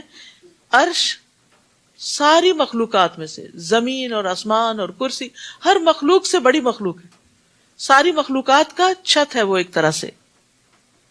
تو فرشتے یہاں پر فرشتوں کی اور عام فرشتوں کی نہیں، ان فرشتوں کی سفارش ہے جو عرش اٹھائے ہوئے ہیں۔ اسی طرح کچھ اور اعمال بھی ہوتے ہیں جن کی وجہ سے فرشتے ہمارے لیے دعائیں کرتے ہیں۔ نماز کے بعد جائے نماز پہ بیٹھے رہنا، اگر وقت اجازت دے، کام اور فرصت، کیونکہ کچھ لوگ تو سلام ابھی آدھا ہی ہوتا ہے کہ ان کے پاؤں پہ کھڑے ہو جاتے ہیں۔ تو سکون سے نماز کے بعد کے اذکار کرنے چاہیے، الا یہ کہ واقعی حقیقی مجبوری ہو، کوئی بہت جلدی ہو، لیکن دن کی ہر نماز ہی تو جلدی نہ ہو، کوئی تو اللہ کے لیے بھی ہو۔ تو جتنی دیر انسان مصلی پہ ہوتا ہے اتنی دیر وہ اس کے لیے دعا کرتے رہتے ہیں۔ کیا دعا ہوتی ہے؟ اللہم اغفر لہ، اللہم ارحمہ، اللہ اس کو بخش دے، اللہ اس پہ رحم فرما۔ پھر ہے باوضو ہو کر سونا۔ جو شخص رات کو باوضو سوتا ہے اس کے بستر میں فرشتہ رات گزارتا ہے۔ جب بھی وہ رات کی کسی گھڑی میں نیند سے بیدار ہوتا ہے تو فرشتہ کہتا ہے، اللہ اپنے اس بندے کو بخش دے، اس لیے کہ یہ باوضو ہو کر سویا تھا۔ پھر اگر کوئی بیمار ہو تو اس کی عیادت کے لیے جانے والوں کے لیے 70,000 فرشتے صبح کے وقت اگر کوئی عیادت کرے تو شام تک دعائیں کرتے ہیں، اور شام کے وقت کرے تو صبح تک کرتے ہیں۔ پھر اسی طرح لوگوں کو خیر کی بات سکھانا، خیر کی بات دوسروں کو سکھانا، چاہے آپ اپنی اولاد کو سکھا رہے ہیں، اپنے رشتہ داروں کو سکھا رہے ہیں، اپنے دوستوں کو سکھا رہے ہیں، یا جاننے والے اور نہ جاننے والے سب کو سکھا رہے ہیں، تو رسول اللہ صلی اللہ علیہ وسلم نے فرمایا یقیناً اللہ اور اس کے فرشتے اور تمام اہل زمین اور آسمان یہاں تک کہ چیونٹی اپنے سوراخ میں اور مچھلیاں اس شخص کے لیے دعائے خیر کرتی ہیں، یعنی اللہ تعالیٰ رحمت بھیجتے ہیں، فرشتے اور باقی مخلوق جو ہیں وہ دعائے خیر کرتی ہیں، جو لوگوں کو بھلائی کی باتیں سکھاتا ہے۔ اصل میں عربی میں لفظ لا یصلون آتا ہے جس میں دونوں معنی پائے جاتے ہیں، تو ایک ہی لفظ چل جاتا ہے، لیکن جب اردو ترجمہ ہم کرتے ہیں تو پھر اللہ تعالیٰ تو دعا نہیں کرتے، وہ تو دعا قبول کرتے ہیں۔ تو اس لیے خیر پھیلانے والے بن جائیں، خیر کی کنجیاں بن جائیں، شر کے تالے بن جائیں، ہر جگہ اور خیر پھیلائیں، اور آغاز اپنے آپ سے کریں اور گھر والوں سے کریں۔ پھر اسی طرح سحری کرنے والوں پر اللہ تعالیٰ رحمت کرتے ہیں اور فرشتے ان کے لیے دعائیں کرتے ہیں۔ پھر اسی طرح کسی کی غیر موجودگی میں اس کے لیے دعا کرنے والے کے لیے ایک فرشتہ مقرر ہوتا ہے۔ جو مسلمان پیٹھ پیچھے کسی مسلمان کے لیے دعا کرتا ہے تو وہ فرشتہ ساتھ ساتھ کہتا ہے تجھے بھی ایسا ہی ملے، تیرے لیے بھی ایسا ہی ہو۔ اور وہ اور کیا دعائیں کرتے ہیں؟ ربنا وادخلہم جنات عدن التی وعدتہم، اے ہمارے رب انہیں ان ہمیشہ رہنے والے باغات میں داخل کر جس کا تو نے ان سے وعدہ کیا ہے، اور ان کے آباء و اجداد، ان کی بیویوں اور ان کی اولاد میں سے جو صالح ہیں انہیں بھی، یعنی جو نیک ہیں ان کو بھی۔ بلا شبہ تو ہر چیز پر غالب حکمت والا ہے۔ اولاد میں سے جو نیک ہیں ان کو اللہ سب کو نیک بنا دے تاکہ وہ ماں باپ کے ساتھ رہیں آخرت میں، اور انہیں برائیوں سے بچا لے اس روز جسے تو نے برائیوں سے بچا لیا، گویا تو نے اس پر رحمت کر دی، اور یہی بڑی کامیابی ہے۔ اور جن لوگوں نے کفر کیا قیامت کے دن انہیں پکار کر کہا جائے گا کہ آج جتنا غصہ تمہیں اپنے آپ پہ آ رہا ہے اللہ کو تم پر اس سے زیادہ غصہ آتا تھا جب تمہیں ایمان کی طرف دعوت دی جاتی تھی تو تم انکار کر دیتے تھے، ایمان کی دعوت کو قبول نہیں کرتے تھے۔ وہ کہیں گے ہمارے رب تو نے 2 دفعہ ہمیں مارا اور 2 دفعہ زندہ کیا، ہم اپنے گناہوں کا اعتراف کرتے ہیں، اب کیا یہاں سے نکلنے کی کوئی راہ ہے؟ تو obviously وہاں سے تو اب کوئی نہیں نکلے گا، جہنم میں تو پکڑے گئے۔ جواب ملے گا تمہارا یہ حال اس لیے ہے کہ جب تمہیں اللہ اکیلے کی طرف بلایا جاتا تھا تو تم انکار کر دیتے تھے، اور اگر اس کے ساتھ کوئی شریک بنایا جاتا تو تم مان لیتے تھے۔ اب فیصلہ تو اللہ ہی کے ہاتھ میں ہے جو عالی شان اور کبریائی والا ہے، وہی تو ہے جو تمہیں اپنی نشانیاں دکھاتا ہے اور آسمان سے تمہارے لیے رزق اتارتا ہے، مگر ان باتوں سے سبق تو وہی حاصل کرتا ہے جو اس کی طرف رجوع کرتا ہو۔ لہٰذا اللہ کو خالصتاً اس کی حاکمیت تسلیم کرتے ہوئے پکارا کرو، اگرچہ کافر اسے برا ہی مانے کہ تم ایک اللہ کو کیوں پکارتے ہو۔ رفیع الدرجات ذو العرش یلقی الروح من امرہ علی من یشاء من عبادہ لینذر یوم الطلاق، وہ بلند درجوں والا ہے، عرش کا مالک ہے، وہ اپنے بندوں میں سے جس پر چاہتا ہے اپنے حکم سے روح یعنی وحی نازل کرتا ہے تاکہ وہ لوگوں کو ملاقات کے دن سے ڈرائے، یعنی قیامت کے دن سے۔ تو اللہ سبحانہ تعالیٰ اپنے عرش پر مستوی ہے، اور اللہ نے اپنے ہاتھ سے عرش کی تخلیق کی ہے۔ حدیث میں آتا ہے کہ اللہ نے 4 چیزوں کو اپنے ہاتھ سے بنایا، عرش، قلم، آدم اور جنت عدن، اور باقی مخلوقات کو کن کہہ کر تو وہ ہو گئی۔ اللہ کے عرش کی مقدار کو اس کے سوا کوئی نہیں جانتا کہ وہ کتنا بڑا ہے، نو ون نوز، اور کرسی اس کے قدم رکھنے کی جگہ ہے۔ عرش تمام مخلوقات سے اونچا ہے۔ اللہ نے 7ویں آسمان سے اوپر پانی بنایا ہے، اور پانی کے اوپر عرش ہے، یعنی یہاں ہم ایک آسمان کو بس دیکھتے ہیں، اس کے اوپر ایک اور پھر اور پھر اور پھر اور پھر اور پھر اور، اس کے اوپر پانی، اس کے اوپر عرش ہے۔ جنت کے 100 درجے ہیں، اور ہر درجے کے درمیانی فاصلہ جو ہے 100 سال کا ہے۔ نبی صلی اللہ علیہ وسلم نے فرمایا جنت میں 100 درجے ہیں، ہر 2 درجوں کے درمیان 100 سال کا فاصلہ ہے، جیسا کہ زمین اور آسمان کے درمیان، اور فردوس اس کا اعلیٰ ترین درجہ ہے، اس سے جنت کی 4 نہریں نکلتی ہیں، اس کے اوپر عرش ہے، یعنی فردوس سے بھی ابو۔ جب بھی تم اللہ سے سوال کرو تو اس سے جنت الفردوس کا سوال کرو۔ میں سوچتی ہوں حضرت آسیہ کتنی عقل مند تھی، انہوں نے دعا کی رب ابنی لی عندک بیتن فی الجنہ، اپنے پاس، قرب چاہیے تھا نا رب کا۔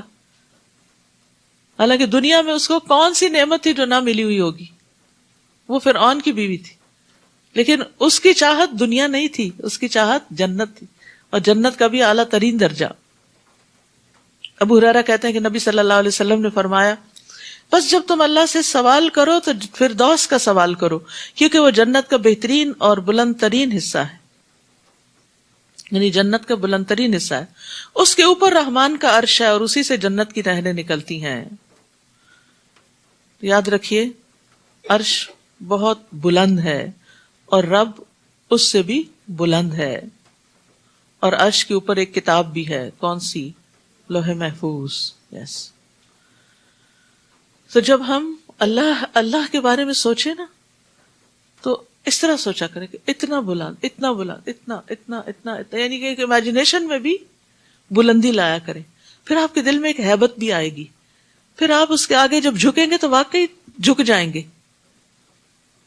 لیکن ہم عام طور پر اللہ تعالیٰ کے بارے میں ایسے باتیں کر رہے تھے جیسے کسی دوست کے بارے میں بس ایسے ہی کیئر لیس باتیں، ایسے نہیں کر سکتے۔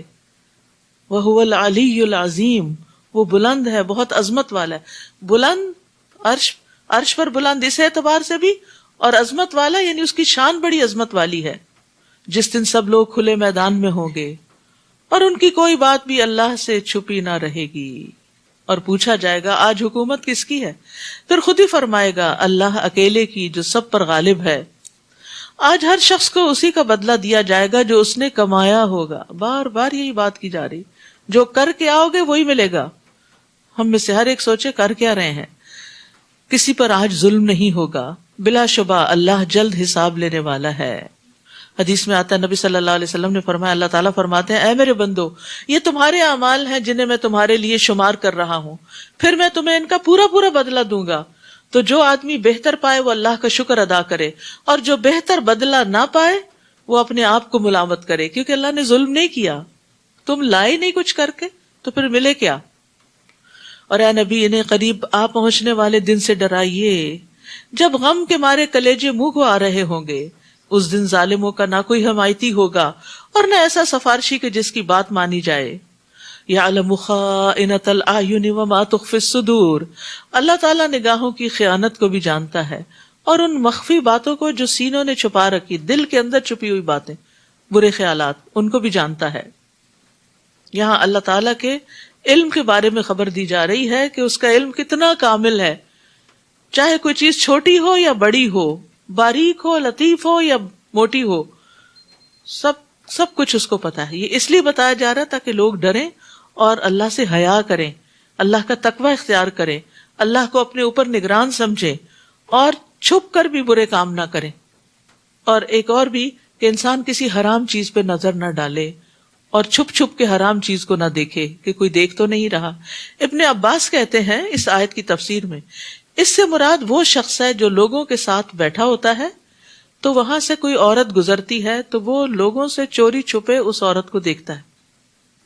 یعنی بعض اوقات مردوں کی عادت ہوتی ہے نا کہ عورتوں کو تاکنا، گھورنا، تاڑنا، تو وہ جب دیکھتے ہیں کہ اور ہمیں دیکھ رہے ہیں تو لوگوں سے شرم کھا کے اپنی نگاہ جھکا لیتے ہیں، لیکن جب کنکھیوں سے وہ دیکھتے ہیں۔ اور ابن عباس کہتے ہیں کہ اس سے مراد وہ مرد ہے جو عورت کو دیکھتا ہے اور جب اس کے ساتھی اس کو دیکھتے ہیں تو اپنی نگاہ جھکا لیتا ہے، یعنی ویسے غلط کام کر رہا تھا لیکن جب کوئی دیکھے تو فوراً ادھر سے ہٹ جاتا ہے۔ پھر جب وہ دیکھتا ہے کہ لوگ بے خبر ہو گئے تو پھر نگاہ اٹھا کے وہ بری چیز دیکھتا ہے، اور جب لوگ اس کو دیکھتے ہیں تو دوبارہ نگاہیں جھکا لیتا ہے۔ اللہ عز و جل اس کو جانتا ہے کہ یہ بندہ چاہتا ہے کہ کاش وہ اس عورت کا کچھ اور بھی دیکھ سکے، یعنی وہ جو وما تخفی الصدور ہے، کہ اس کے دل کی خرابی بھی جانتا ہے۔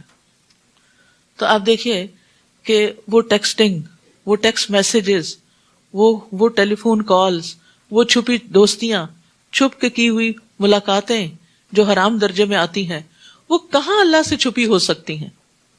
اللہ سے کچھ بھی چھپا ہوا نہیں ہے۔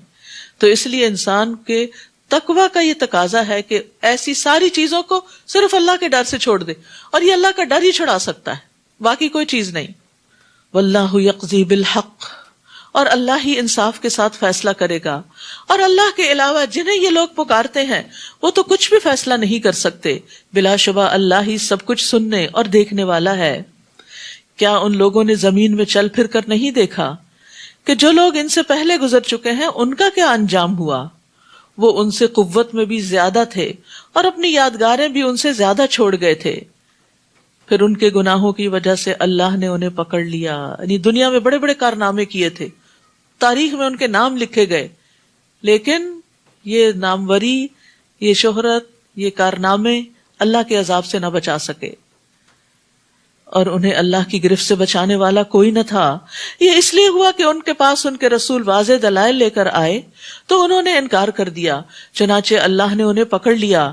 اللہ یقیناً بڑی قوت والا اور سخت سزا دینے والا ہے. وَلَقَدْ أَرْسَلْنَا مُوسَىٰ بِآيَاتِنَا وَسُلْطَانٍ مُبِينٍ، نیز ہم نے موسیٰ کو اپنے معجزات اور واضح دلیل دے کر بھیجا تھا فرعون، حامان اور قارون کی طرف، مگر انہوں نے کہا یہ تو جادوگر ہے، بڑا جھوٹا، جھٹلا دیا. پھر جب وہ ہماری طرف سے دین حق ان کے پاس لایا تو کہنے لگے جو لوگ ایمان لا کر موسیٰ کے ساتھ مل گئے ہیں ان کے بیٹوں کو قتل کر ڈالو اور ان کی عورتوں کو زندہ رہنے دو. مگر کافروں کی یہ چال ناکام ہی رہی.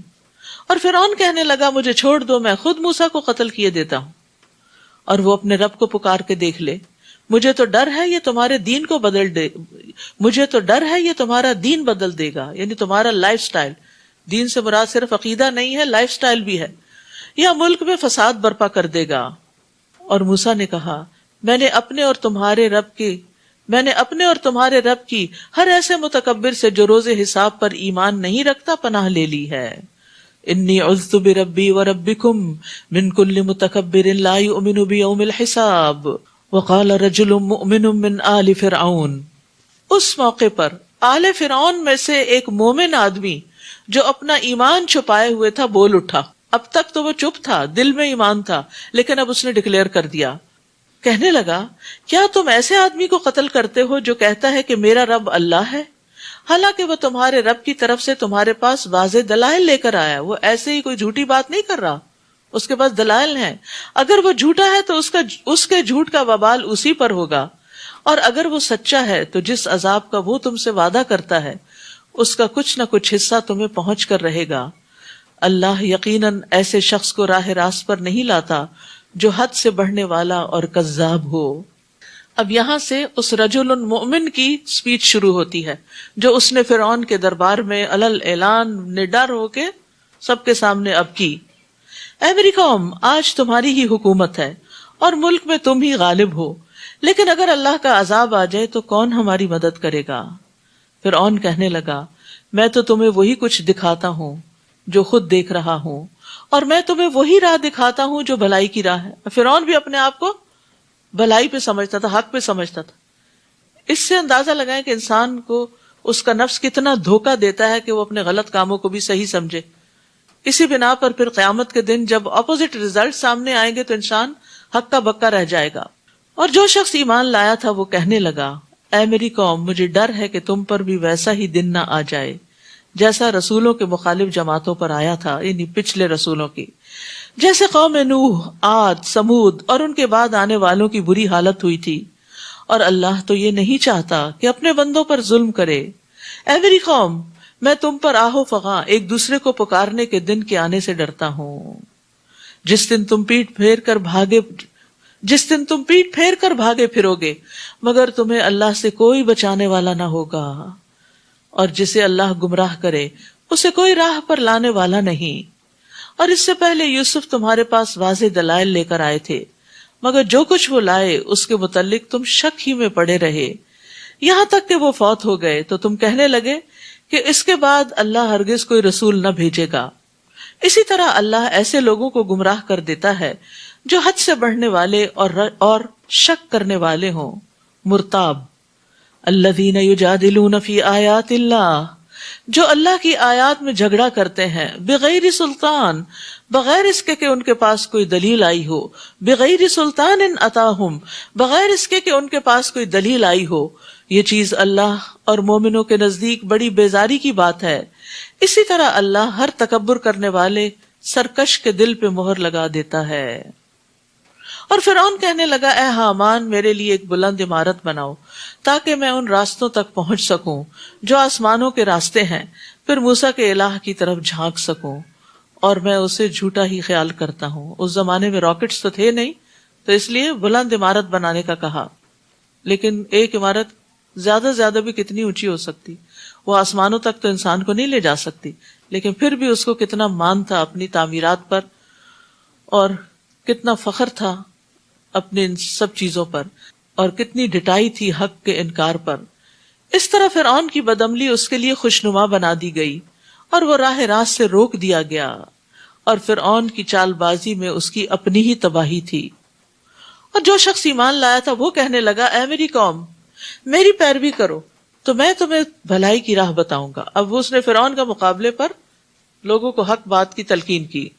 اے میری قوم، انما هذه الحیات الدنیا متاع، یہ دنیا کی زندگی تو بس چند روزہ ہے، اور ہمیشہ کے قیام کا گھر آخرت ہی ہے. یہ دنیا کی زندگی تو چند دن کی ہے بس، اور اصل ٹھکانہ، اصل گھر تو وہاں ہے، آگے ہے. جو شخص برائی کرے گا، لیکن آپ دیکھیں کہ ہم ان دنیا کے گھروں میں اتنے مشغول اور اتنے محو ہو گئے ہیں، ان کو سجانے بنانے میں اتنے کمفرٹیبل ہو گئے ہیں کہ آخرت کے لیے کچھ کر نہیں پاتے. سوچتے رہتے کچھ کریں، لیکن یاد رکھیے اس کے لیے، کرنے کے لیے بھی اپنے آپ کو کہیں نہ کہیں باندھنا پڑتا ہے. کسی بھی اچھے کام کے ساتھ اپنے آپ کو باندھ لیجیے، تاکہ اگر آپ ڈھیلے پڑنے لگے تو وہ آپ کو کھینچ لے اور آپ اپنے رستے سے نہ ہٹیں. مثلاً آپ کسی قرآن کلاس سے بن جاتے ہیں، کسی کورس کے ساتھ بن جاتے ہیں، تو اس میں کیا ہوتا ہے، انسان تھکا ہو، ہارا ہو، کچھ ہو، پھر ہر حال میں اٹھتا ہی ہے، جاتا ہی ہے، کچھ نہ کچھ وہاں بیٹھ کے کرتا ہی ہے، کوئی نہ کوئی اچھی بات پلے لے کر آتا ہی ہے، اور پھر کچھ نہ کچھ نیکی کے رستے پہ سفر ہو ہی جاتا ہے. لیکن اگر انسان ان مجلسوں کو، ان علم کے ذخیروں کو چھوڑ دے تو پھر کیا ہوتا ہے، دنیا اپنے طرف اتنا کھینچتی ہے، وہ جذب کر لیتی ہے اپنے اندر، پھر انسان دور سے دور ہی ہوتا چلا جاتا ہے. تو اس لیے بڑا ضروری ہے کہ آخرت کی تیاری، آخرت کے گھر کو یاد رکھنے کے لیے انسان اللہ کی کتاب سے جڑا ہی رہے. جو شخص برائی کرے گا اسے اتنا ہی بدلہ دیا جائے گا، یعنی جتنی اس نے برائی کی ہوگی، ایک کے بدلے ایک. اور جو نیک عمل کرے گا، خواہ وہ مرد ہو یا عورت، بشرطے کہ وہ مومن ہو، یہ اصل کرائیٹیریا ہے، نو جینڈر ڈسکریمنیشن. تو ایسے لوگ جنت میں داخل ہوں گے اور وہاں انہیں بلا حساب رزق دیا جائے گا، یعنی صرف مردوں کو نہیں، عورتوں کو بھی دیا جائے گا. اے میری قوم، کیا بات ہے کہ میں تو تمہیں نجات کی طرف بلاتا ہوں اور تم مجھے آگ کی طرف بلاتے ہو، یعنی فرعون کے رستے کی طرف بلاتے ہو. تم مجھے یہ دعوت دیتے ہو کہ میں اللہ سے کفر کروں اور ایسی چیزوں کو اس کا شریک بناؤں جن کے متعلق مجھے کچھ علم نہیں، حالانکہ میں تمہیں اس کی طرف بلاتا ہوں جو سب پر غالب ہے اور بخشنے والا ہے. اس بات میں کوئی شک نہیں، اس بات میں کوئی شک نہیں کہ جس کی طرف تم مجھے دعوت دیتے ہو اسے پکارنے کا نہ دنیا میں کوئی فائدہ ہے اور نہ آخرت میں، اور یہ کہ ہماری واپسی اللہ کی طرف ہے، اور بلا شبہ حد سے بڑھنے والے ہی آگ کے ساتھی ہیں. کتنی زبردست نصیحت ہے. جو کچھ میں تم سے کہہ رہا ہوں ان قریب تم اسے یاد کرو گے، میری نصیحتیں تمہیں یاد آئیں گی، اور میں اپنا معاملہ اللہ کے سپرد کرتا ہوں. بلا شبہ اللہ اپنے بندوں کو دیکھ رہا ہے.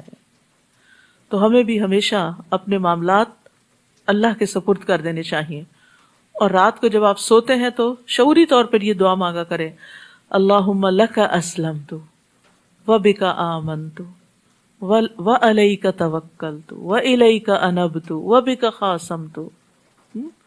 آخر تک دعا ہے. پھر اسی طرح وہ دعا بھی جس میں آتا ہے کہ وفوضت امری الیک والجأت ظہری الیک، ٹوٹل ریلائنس تجھ پر ہے. ظاہر کہتے ہیں نا بیک کو میں نے تیری طرف لگا دیا، یعنی میری ٹوٹل ریلائنس آپ کی، میں نے پوری ٹیک ادھر ہی لگا دی، پورا کا پورا بھروسہ تجھ پر ہی ہے، اور اسی میں میں کمفرٹیبل ہوں. یعنی جب انسان کسی چیز کے ساتھ ٹیک لگا دیتا ہے نا تو پھر کیا ہوتا ہے، ریلیکس ہو جاتا ہے. تو اسی طرح انسان جب اپنے معاملات اللہ کے سپرد کر دیتا ہے تو ریلیکس ہو جاتا. اب وہ کرے گا، میں نے جو کرنا تھا کر لیا، باقی اس کے ذمہ. فوقاہ اللہ السیئات ما مکروا، ان لوگوں نے جو چالیں اس مرد مومن کے خلاف چلی تھیں اللہ نے ان سے اسے بچا لیا. اتنی بڑی بات ہے، اتنے بڑے جابر بادشاہ کے دربار میں اتنی بڑی تبلیغ کرنا اور بچ جانا، اور آل فرعون خود ہی برے عذاب میں گھر گئے. برے عذاب میں. برا عذاب کون سا تھا؟ سمندر میں ڈوب کے مرے تھے. ڈوب کے مرنا جو ہے یہ بڑا تکلیف دہ مرنا ہے، کیونکہ ڈوبنے والے کی سانس جب بند ہو جاتی ہے تو دوبارہ سانس نہیں آتی، سانس آئے تو ساتھ پانی اندر چلا جاتا ہے. کبھی وہ پھر پانی پہ تیرتا ہے، کبھی غوطہ کھاتا ہے، کبھی موجوں کو دیکھتا ہے تو خوف زدہ ہوتا ہے، اور پھر اس کو اپنی ہلاکت کا پکا یقین ہوتا ہے کہ میں بچ نہیں سکتا. پھر زندہ ہو یا مردہ مچھلیاں کھا لیتی ہیں، سمندر کے جانور اس کو کھا لیتے ہیں. تو اس طرح یعنی یہ بہت ہی اذیت والی ایک طرح سے موت ہے. تو دعا بھی کرنی چاہیے کہ اللہ تعالیٰ ہمیں ایسی موت سے بچائے. اللہم انی اعوذ بک من التردی والہدم والغرق والحریق واعوذ بک ان یتخبطنی الشیطان عند الموت. اے اللہ میں تیری پناہ چاہتا ہوں گر کر مرنے سے، اونچائی سے، ڈوب کر مرنے سے، جل کے مرنے سے، اور میں تیری پناہ چاہتا ہوں اس سے کہ شیطان مجھے موت کے وقت بدحواس کر دے اور مجھے کچھ سمجھ نہ آئے کہ کلمہ پڑھنا ہے کہ کیا کرنا ہے. یہ شیطان آخری وقت میں بھی نہیں چھوڑتا. وہ مرد مومن بچا لیا گیا اور آل فرعون کو ڈبو دیا گیا، غرق کر دیا گیا. النار یعرضون علیہا غدوا وعشیا ویوم تقوم الساعة ادخلوا آل فرعون اشد العذاب. وہ صبح و شام آگ پر پیش کیے جاتے ہیں. یہ کون سی جگہ ہے جہاں آگ ہوتی ہے؟ یہ برزخ ہے. نبی صلی اللہ علیہ وسلم جب معراج پہ تشریف لے گئے تھے تو آپ کو آل فرعون آگ پہ جاتی ہوئی دکھائی گئی تھی کہ برزخ میں صبح شام انہیں آگ پہ پیش کیا جاتا ہے. اور جس دن یا اس سے قبر کے عذاب کا ثبوت بھی ملتا ہے. بہت سے لوگ کہتے ہیں قرآن میں کہاں لکھا ہے قبر کا عذاب؟ تو یہ آپ دیکھیے آگ پر پیش کیے جاتے ہیں اور قیامت ہوگی تو کہا جائے گا کہ آل فرعون کو شدید عذاب میں داخل کر دو. تو یہ قیامت سے پہلے کا عذاب ہے. وہ صبح شام آگ پہ پیش کیے جاتے ہیں، اور جس دن قیامت قائم ہوگی تو حکم ہوگا آل فرعون کو سخت ترین عذاب میں داخل کر دو. تو قبر کی زندگی برحق ہے. وہ دنیا جیسی زندگی نہیں، وہ ایک الگ زندگی ہے، وہ برزخ کی زندگی ہے. اور اس میں بھی انسان کو صبح و شام اس کا جنت یا جہنم میں ٹھکانہ دکھایا جاتا ہے. جیسے آل فرعون صبح و شام پیش کی جاتی ہے نا، تو قبر کے اندر مردے کو اگر جنتی ہو تو جنت کا ٹھکانہ، اور جہنمی ہو تو جہنم دکھائی جاتی ہے، اور کہا جاتا ہے یہ تیرا ٹھکانہ ہے یہاں تک کہ قیامت کے دن اللہ تجھے اٹھائے گا. تو قبر کے عذاب سے بھی ڈرنا چاہیے کیونکہ وہ پہلا مرحلہ ہے. دیکھیں ہم دنیا کی بیماریوں سے ڈرتے ہیں، ہسپتال جانے سے ڈرتے ہیں، یا اللہ کینسر نہ ہو، یا اللہ کوئی اور ایسی بیماری نہ ہو کہ ہم کسی مصیبت میں پھنس جائیں، اور ہمیں محتاج نہ کرنا. بڑھاپے سے ڈرتے ہیں. یہ ان جب تک زندہ ہے زندگی میں پیش آنے والی ساری چیزوں سے ڈرتے ہیں. قتل سے ڈرتے ہیں، موت سے ڈرتے ہیں، اور وحشت والی چیزوں سے ڈرتے ہیں. لیکن اللہ بہتر جانتا ہے کہ ہمارے دلوں میں مرنے کے فوراً بعد یا موت کے وقت جو فرشتے آئیں گے ان کے بارے میں نہیں ڈرتے. پھر موت کے بعد جب قبر میں اتارے جائیں گے اس بارے میں نہیں ڈرتے. قیامت کے دن جب اٹھیں گے اس بارے میں نہیں ڈرتے. یعنی دنیا میں اگر ہم کسی کو جیل خانے میں دیکھ لیں اور بدترین قید خانے میں دیکھ لیں تو ڈر ڈر کے ہمارا برا حال ہو جاتا ہے، ہماری روح فنا ہو جاتی کہ کتنی اذیت میں ہے. اور ہم اپنے بارے میں فکر ہی نہیں کرتے کہ قبر بھی تو ایسا ہی جیل خانہ ہے نا. اگر اچھے کام نہ کیے، اگر اچھے کیے تو وہ جنت کے باغوں میں سے ایک باغ بھی ہے. ابن عباس کہتے ہیں نبی صلی اللہ علیہ وسلم کا گزر 2 قبروں پر ہوا، اور یہ صحیح بخاری کی روایت ہے. ان دونوں پر عذاب ہو رہا تھا، ان 2 قبروں والوں پر عذاب ہو رہا تھا، اور کسی بڑی بات پہ نہیں ہو رہا تھا. آپ نے فرمایا ان میں سے ایک تو چغل خوری کرتا تھا، ادھر کی بات ادھر لگانا تاکہ 2 لوگوں میں پھوٹ پڑ جائے. اور یاد رکھیے بعض اوقات تو استغفر اللہ اپنے ہی بچے چغل خوری کر رہے ہوتے ہیں. ماں کی بات باپ کو لگائی، باپ کی بات ماں کو لگائی، اور خوب ان میں لڑائی ڈلوائی. تو اس سے بھی بچنا چاہیے. گھروں کے اندر اس چیز کو کنٹرول کرنا چاہیے، اور کیونکہ یہ عادتیں گھروں سے ہی چلتی ہیں. پھر انسان جہاں بھی ہوتا ہے نا وہ اس کے اس طرح کی بیڈ ہیبٹس بھی ایک ایڈکشن کی طرح ہوتی ہیں. پھر جب تک وہ کر نہیں نہ لیتا انسان اس کو، تو اس کو لگتا ہے میں نے کچھ کام نہیں کیا.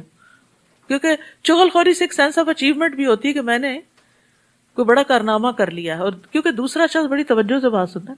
عام طور پر ماں باپ توجہ سے نہیں بات سنتے. بچہ کوئی بات کہتا ہے تو ہم ادھر ادھر دیکھتے رہتے ہیں، لیکن جو کہتا ہے نا ابا یہ کہہ رہے تھے آپ کے بارے میں، ہیں کیا کہہ رہے تھے، اب وہ انجوائے کرتا ہے، اچھا یہ بات، اس سے میں اپنی ماں کی توجہ لے سکتا ہوں، تو اس کو بھی مزہ آنے لگتا ہے. پھر اس طرح ایک بیڈ ٹیسٹ ڈیولپ ہو جاتا ہے ایسے غلط کام کرنے کا. تو ان میں ایک شخص چغل خوری کرتا تھا اور دوسرا پیشاب سے بچنے کے لیے احتیاط نہیں کرتا تھا. تو آپ دیکھیے کہ جس طرح کموڈ وغیرہ ہوتے ہیں تو ان پہ بعض اوقات چھینٹے پڑ جاتے ہیں، تو استنجا صحیح سے کرنا چاہیے. اور جب دوزخ میں وہ ایک دوسرے سے جھگڑا کریں گے تو کمزور لوگ بڑا بننے والوں سے کہیں گے ہم دنیا میں تمہارے تابع فرما تھے، تو کیا تم دوزخ کے عذاب کا کچھ حصہ ہم سے ہٹا کر ہمارے کسی کام آؤ گے؟ بڑا بننے والے جواب دیں گے ہم سب اسی میں پڑے ہیں اور اللہ بندوں کے درمیان فیصلہ کر چکا ہے. اور جو لوگ دوزخ میں ہوں گے وہ جہنم کے محافظوں سے کہیں گے اپنے رب سے دعا کرو کہ وہ ایک دن تو ہمارے عذاب میں کچھ کمی کر دے. وہ کہیں گے کیا تمہارے پاس رسول واضح دلائل لے کر نہیں آئے تھے؟ دوزخی کہیں گے کیوں نہیں، ضرور آئے تھے. تو وہ کہیں گے پھر تم خود ہی دعا کر لو، اور کافروں کی دعا تو گم ہی ہو جانے والی ہے. ہم یقیناً اپنے رسولوں کی اور ان لوگوں کی جو ایمان لائے دنیا کی زندگی میں بھی مدد کرتے ہیں. یہ کتنی خوشخبری ہے، ایمان والوں کی اللہ تعالیٰ دنیا میں بھی مدد کرتا ہے، اور اس دن بھی کریں گے جب گواہ کھڑے ہوں گے. یوم لا ينفع الظالمین معذرتهم ولہم اللعنۃ ولہم سوء الدار. جس دن ظالموں کو ان کی معذرت کچھ بھی فائدہ نہ دے گی، کوئی ایکسکیوز کام نہ آئے گا، اور ان کے لیے لعنت ہے اور برا گھر ہے. وَلَقَدْ آتَيْنَا مُوسَى الْهُدَى وَأَوْرَثْنَا بَنِي إِسْرَائِيلَ الْكِتَابَ. ہم نے موسیٰ کو ہدایت عطا کی اور بنی اسرائیل کو تورات کا وارث بنا دیا، کتاب کا وارث بنا دیا. کیا وہ اس کو سنبھالیں، اس کو پڑھیں، اس کو سمجھیں، اس کی تعلیم کو عام کریں، اس کے مطابق اپنے قوانین بنائیں. ہدم و ذکریٰ لأولی الالباب، جو اہل عقل کے لیے ہدایت اور نصیحت تھی. فاصبر ان وعد اللہ حق، بس آپ صبر کیجئے، بے شک اللہ کا وعدہ سچا ہے. اور اپنے گناہ کی معافی مانگیے اور صبح و شام اپنے رب کی حمد کے ساتھ اس کی تسبیح کیجئے. کئی دفعہ آ چکی ہے نا یہ بات، صبح و شام تسبیح کرنا. امید ہے آپ اس کا بطور خاص اہتمام کرتے ہوں گے کہ جتنا بھی مصروفیت کا وقت ہو، مغرب سے پہلے پہلے اور دعاؤں کے ساتھ 100 دفعہ سبحان اللہ و بحمدہ کا معمول لازمی طور پہ بنانا ہے. اور اسی طرح صبح بھی سورج نکلنے سے پہلے. اگر کسی وجہ سے مس ہو گئی تو پھر بعد میں بھی ہو سکتی، چھوڑے نہ، قضا کر لیں. جو لوگ بغیر کسی دلیل کے جو ان کے پاس آئی ہو، جو لوگ بغیر کسی دلیل کے جو ان کے پاس آئی ہو اللہ کی آیات میں جھگڑا کرتے ہیں، ان کے دلوں میں تکبر بھرا ہوتا ہے، مگر وہ اس بڑائی کو پا نہیں سکتے جس کی وہ آرزو رکھتے ہیں. لہٰذا آپ اللہ کی پناہ مانگیے، بلا شبہ وہ سب کچھ سننے والا، دیکھنے والا ہے. لَخَلْقُ السَّمَاوَاتِ وَالْأَرْضِ أَكْبَرُ مِنْ خَلْقِ النَّاسِ وَلَكِنَّ أَكْثَرَ النَّاسِ لَا يَعْلَمُونَ. آسمانوں اور زمین کا پیدا کرنا انسانوں کے پیدا کرنے سے زیادہ بڑا کام ہے، لیکن اکثر لوگ نہیں جانتے کہ اللہ تعالیٰ نے اتنا بڑا کام کیا تو وہ ہمیں دوبارہ کیوں نہیں پیدا کر سکے گا. وَمَا يَسْتَوِي الْأَعْمَى وَالْبَصِيرُ وَالَّذِينَ آمَنُوا وَعَمِلُوا الصَّالِحَاتِ وَلَا الْمُسِيءُ قَلِيلًا مَا تَتَذَكَّرُونَ. نابینا اور بینا یعنی دیکھنے والا یکساں نہیں ہوتے، بہت بڑا فرق ہوتا ہے. ایک کے پاس روشنی ہوتی ہے اور دوسرا اندھیرے میں ہوتا ہے. دن کی روشنی میں بھی وہ اندھیرے میں ہی ہوتا ہے. اور جو لوگ ایمان لائیں اور اچھے عمل کریں وہ اور بد کردار یکساں نہیں ہوتے، مگر تم لوگ کم ہی سوچتے ہو.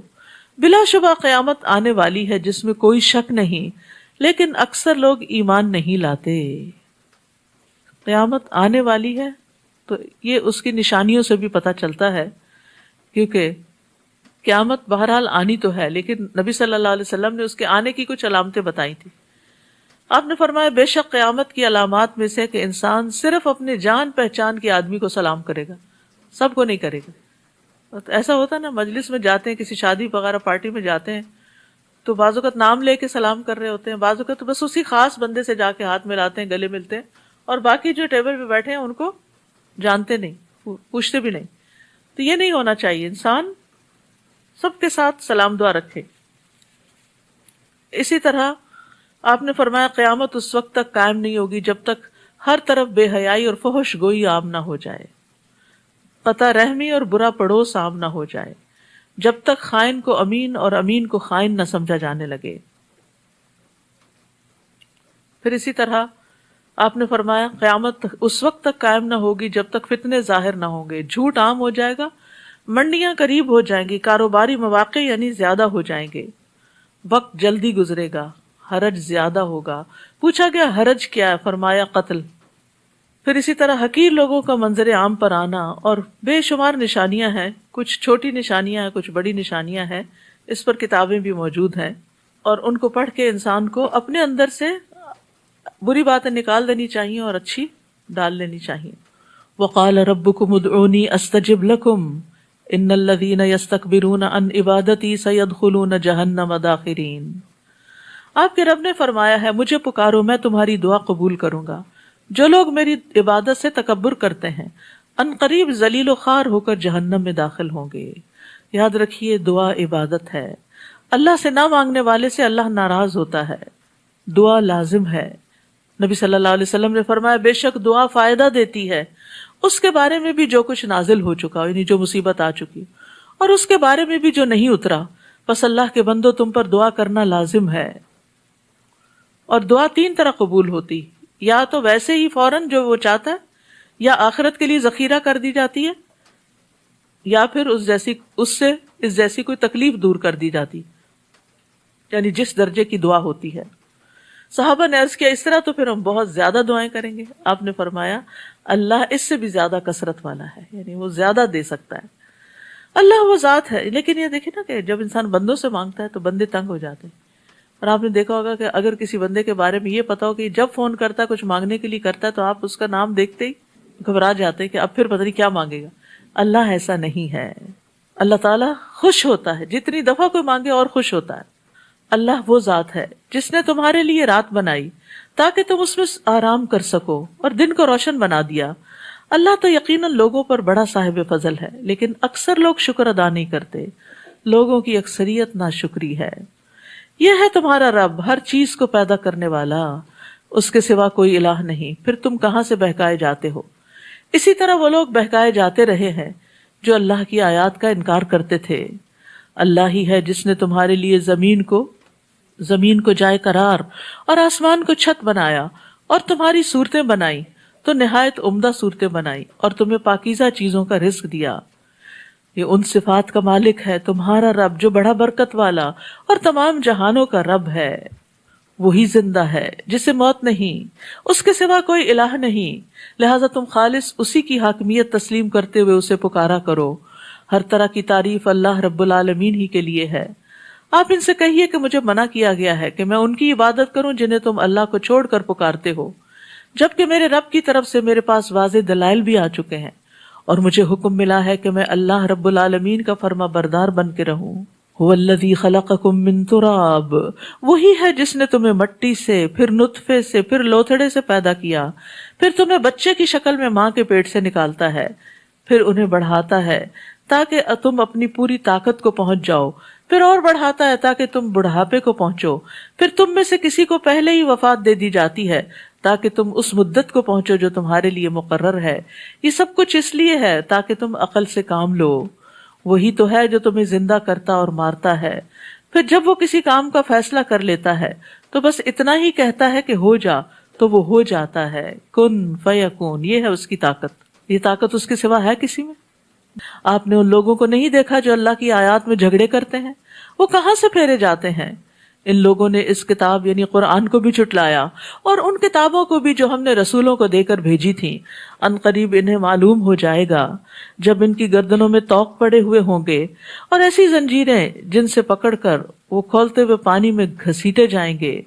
حسن بن نبی حسن کہتے ہیں کہ یہ زنجیریں جہنمیوں کی گردنوں میں اس لیے نہیں ڈالی گئی کہ انہوں نے رب کو عاجز کر دیا تھا اور ان کو پھر پکڑ لیا گیا، بلکہ اس لیے کہ جب شعلے ان کو اوپر لے جائیں گے تو زنجیریں ان کو نیچے گرا دیں گی، بھاری کریں گی ان کو، یعنی وزنی ہو جائیں گے اس کی وجہ سے۔ پھر دوزخ میں جھونک دیے جائیں گے، یعنی ان لوگوں کے ساتھ آگ کو بھڑکایا جائے گا، دہکایا جائے گا، اور کلما خبت زدناہم سعیرا، جب بھی وہ آگ بجھنے لگے گی تو ہم اس کو ان پر اور بھڑکا دیں گے۔ حدیث میں آتا ہے کہ ایک جہنمی کا سانس 1,00,000 سے زیادہ لوگوں کو جلا سکتا ہے، اتنی شدید آگ ہوگی جہنم کی۔ اللہ ہم سب کو بچا لے۔ پھر ان سے پوچھا جائے گا کہاں ہے وہ جنہیں تم اللہ کے سوا شریک بنایا کرتے تھے؟ وہ کہیں گے وہ ہماری یاد سے گم ہو چکے، بلکہ ہم تو اس سے پہلے کسی چیز کو بھی نہیں پکارتے تھے۔ جھوٹ بولیں گے۔ اللہ اسی طرح کافروں کو گمراہ کرتا ہے۔ پھر انہیں کہا جائے گا کہ تمہارا یہ انجام اس وجہ سے ہے کہ تم زمین میں حق کے بغیر خوش ہوتے تھے اور اکڑ کر چلتے تھے۔ اب دوزخ کے دروازوں میں سے داخل ہو جاؤ، تم اس میں ہمیشہ رہو گے۔ تکبر کرنے والوں کا کیسا برا ٹھکانہ ہے۔ بس اے نبی آپ صبر کیجئے، اللہ کا وعدہ سچا ہے۔ ہم نے جس عذاب کا ان سے وعدہ کیا ہے، ہو سکتا ہے کہ اس کا کچھ حصہ ہم آپ کو آپ کی زندگی میں ہی دکھا دیں، یا آپ کو اٹھا لیں اور انہیں بعد میں عذاب دیں۔ آخر کار انہیں ہماری ہی طرف لوٹ کر آنا ہے۔ آپ سے پہلے ہم کئی رسول بھیج چکے ہیں، ان میں سے کچھ تو ایسے ہیں جن کا حال ہم نے آپ سے بیان کر دیا ہے، اور کچھ ایسے ہیں جن کا حال بیان نہیں کیا۔ اور کسی رسول میں یہ طاقت نہ تھی کہ وہ اللہ کے اذن کے بغیر کوئی معجزہ خود لا سکتا۔ پھر جب اللہ کا حکم آ گیا تو انصاف کے مطابق فیصلہ کر دیا گیا، اور اس وقت اہل باطل ہی خسارے میں رہے۔ اللہ ہی تو ہے جس نے تمہارے لیے مویشی پیدا کیے، ان میں بعض پر تم سوار ہوتے ہو اور بعض کا گوشت کھاتے ہو، نیز تمہارے لیے ان میں اور بھی کئی فائدے ہیں، اور جہاں جانے کی ضرورت تمہارے دل میں آئے ان پہ سوار ہو کر پہنچ جاتے ہو، نیز ان پر اور کشتیوں پر تم سوار کیے جاتے ہو۔ نیز ان پر اور کشتیوں پر تم سوار کیے جاتے ہو، یعنی اللہ نے تمہاری سواریوں کا کیسا کیسا بندوبست کر رکھا ہے۔ اللہ تمہیں اپنی نشانیاں دکھا رہا ہے، پھر تم اس کی کن کن نشانیوں کا انکار کرو گے؟ کیا ان لوگوں نے زمین میں چل پھر کر نہیں دیکھا کہ جو لوگ ان سے پہلے گزر چکے ہیں ان کا کیا انجام ہوا؟ وہ تعداد میں ان سے زیادہ، قوت میں ان سے سخت، اور زمین میں اپنے آثار چھوڑنے میں ان سے بڑھ کر تھے، مگر جو کام وہ کر رہے تھے یہ سب چیزیں ان کے کچھ کام نہ آ سکیں۔ پھر جب ان کے رسول ان کے پاس واضح دلائل لے کر آئے تو جو علم ان کے پاس تھا وہ اسی میں مگن رہے۔ اللہ اکبر۔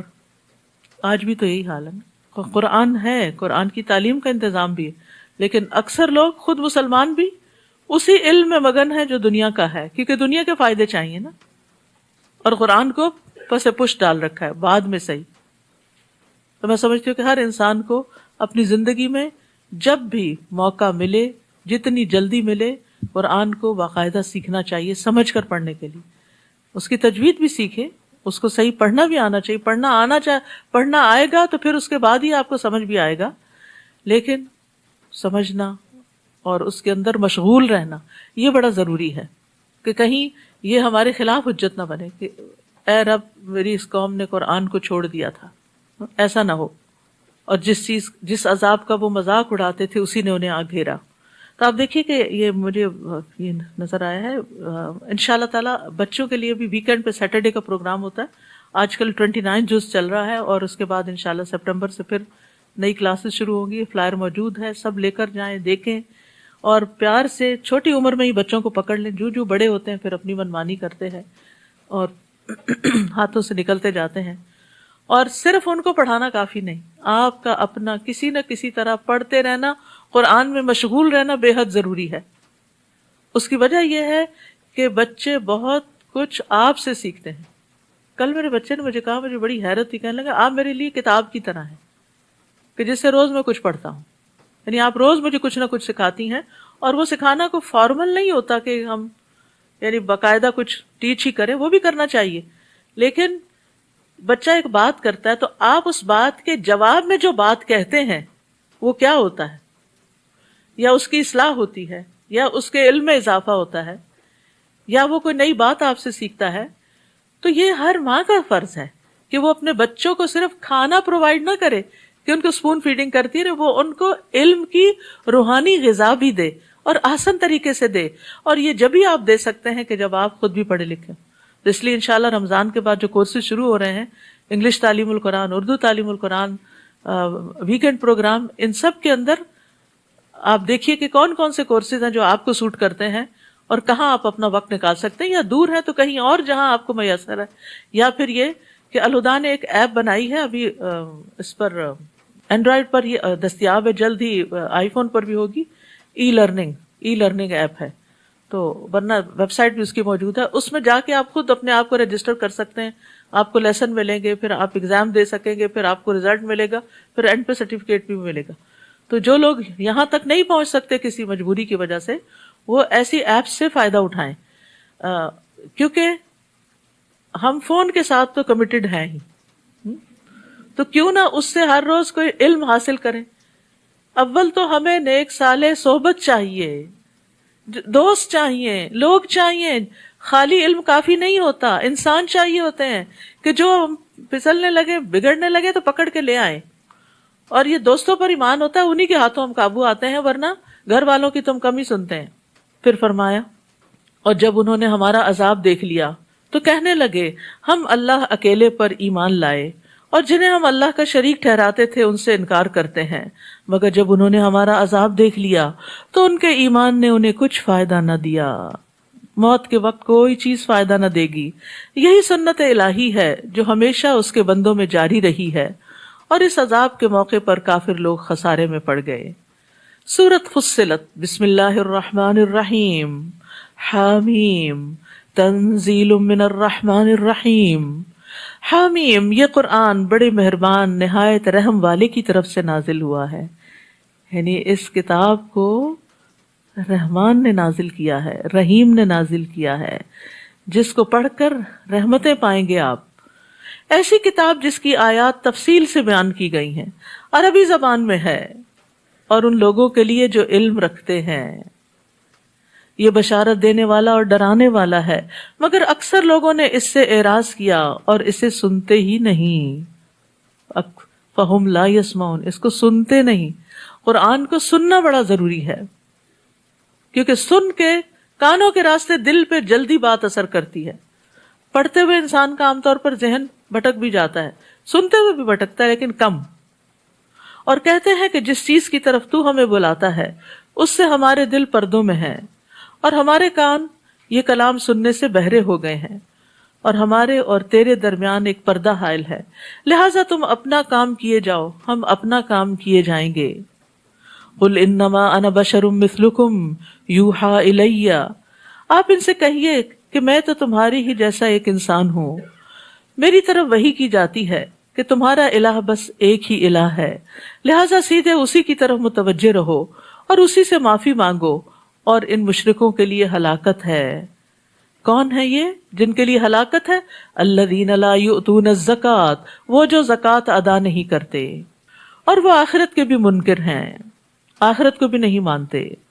زکوٰۃ کو کفر کے ساتھ خاص کر دیا گیا، کیونکہ انسان کو اپنا مال بڑا محبوب ہوتا ہے، اور یہ مال اس کی روح کا ساتھی ہوتا ہے.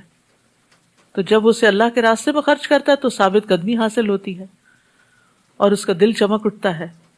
اور جب خرچ نہیں کرتا تو اس کے دل پہ اندھیرا چھاتا ہے اور یہ کفر سے قریب ہوتا ہے. بلا شبہ وہ لوگ جو ایمان لائے اور نیک عمل کیے، ان کے لیے ایسا اجر ہے جو کبھی ختم نہ ہوگا. کتنی بڑی خوشخبری ہے. دنیا میں جتنی بھی اچھی چیز آپ لے آئیں وہ ختم ہو جاتی. آپ ان سے کہیے کیا تم اس ذات کا انکار کرتے ہو جس نے زمین کو 2 دنوں میں پیدا کیا اور دوسروں کو اس کا ہمسر ٹھہراتے ہو؟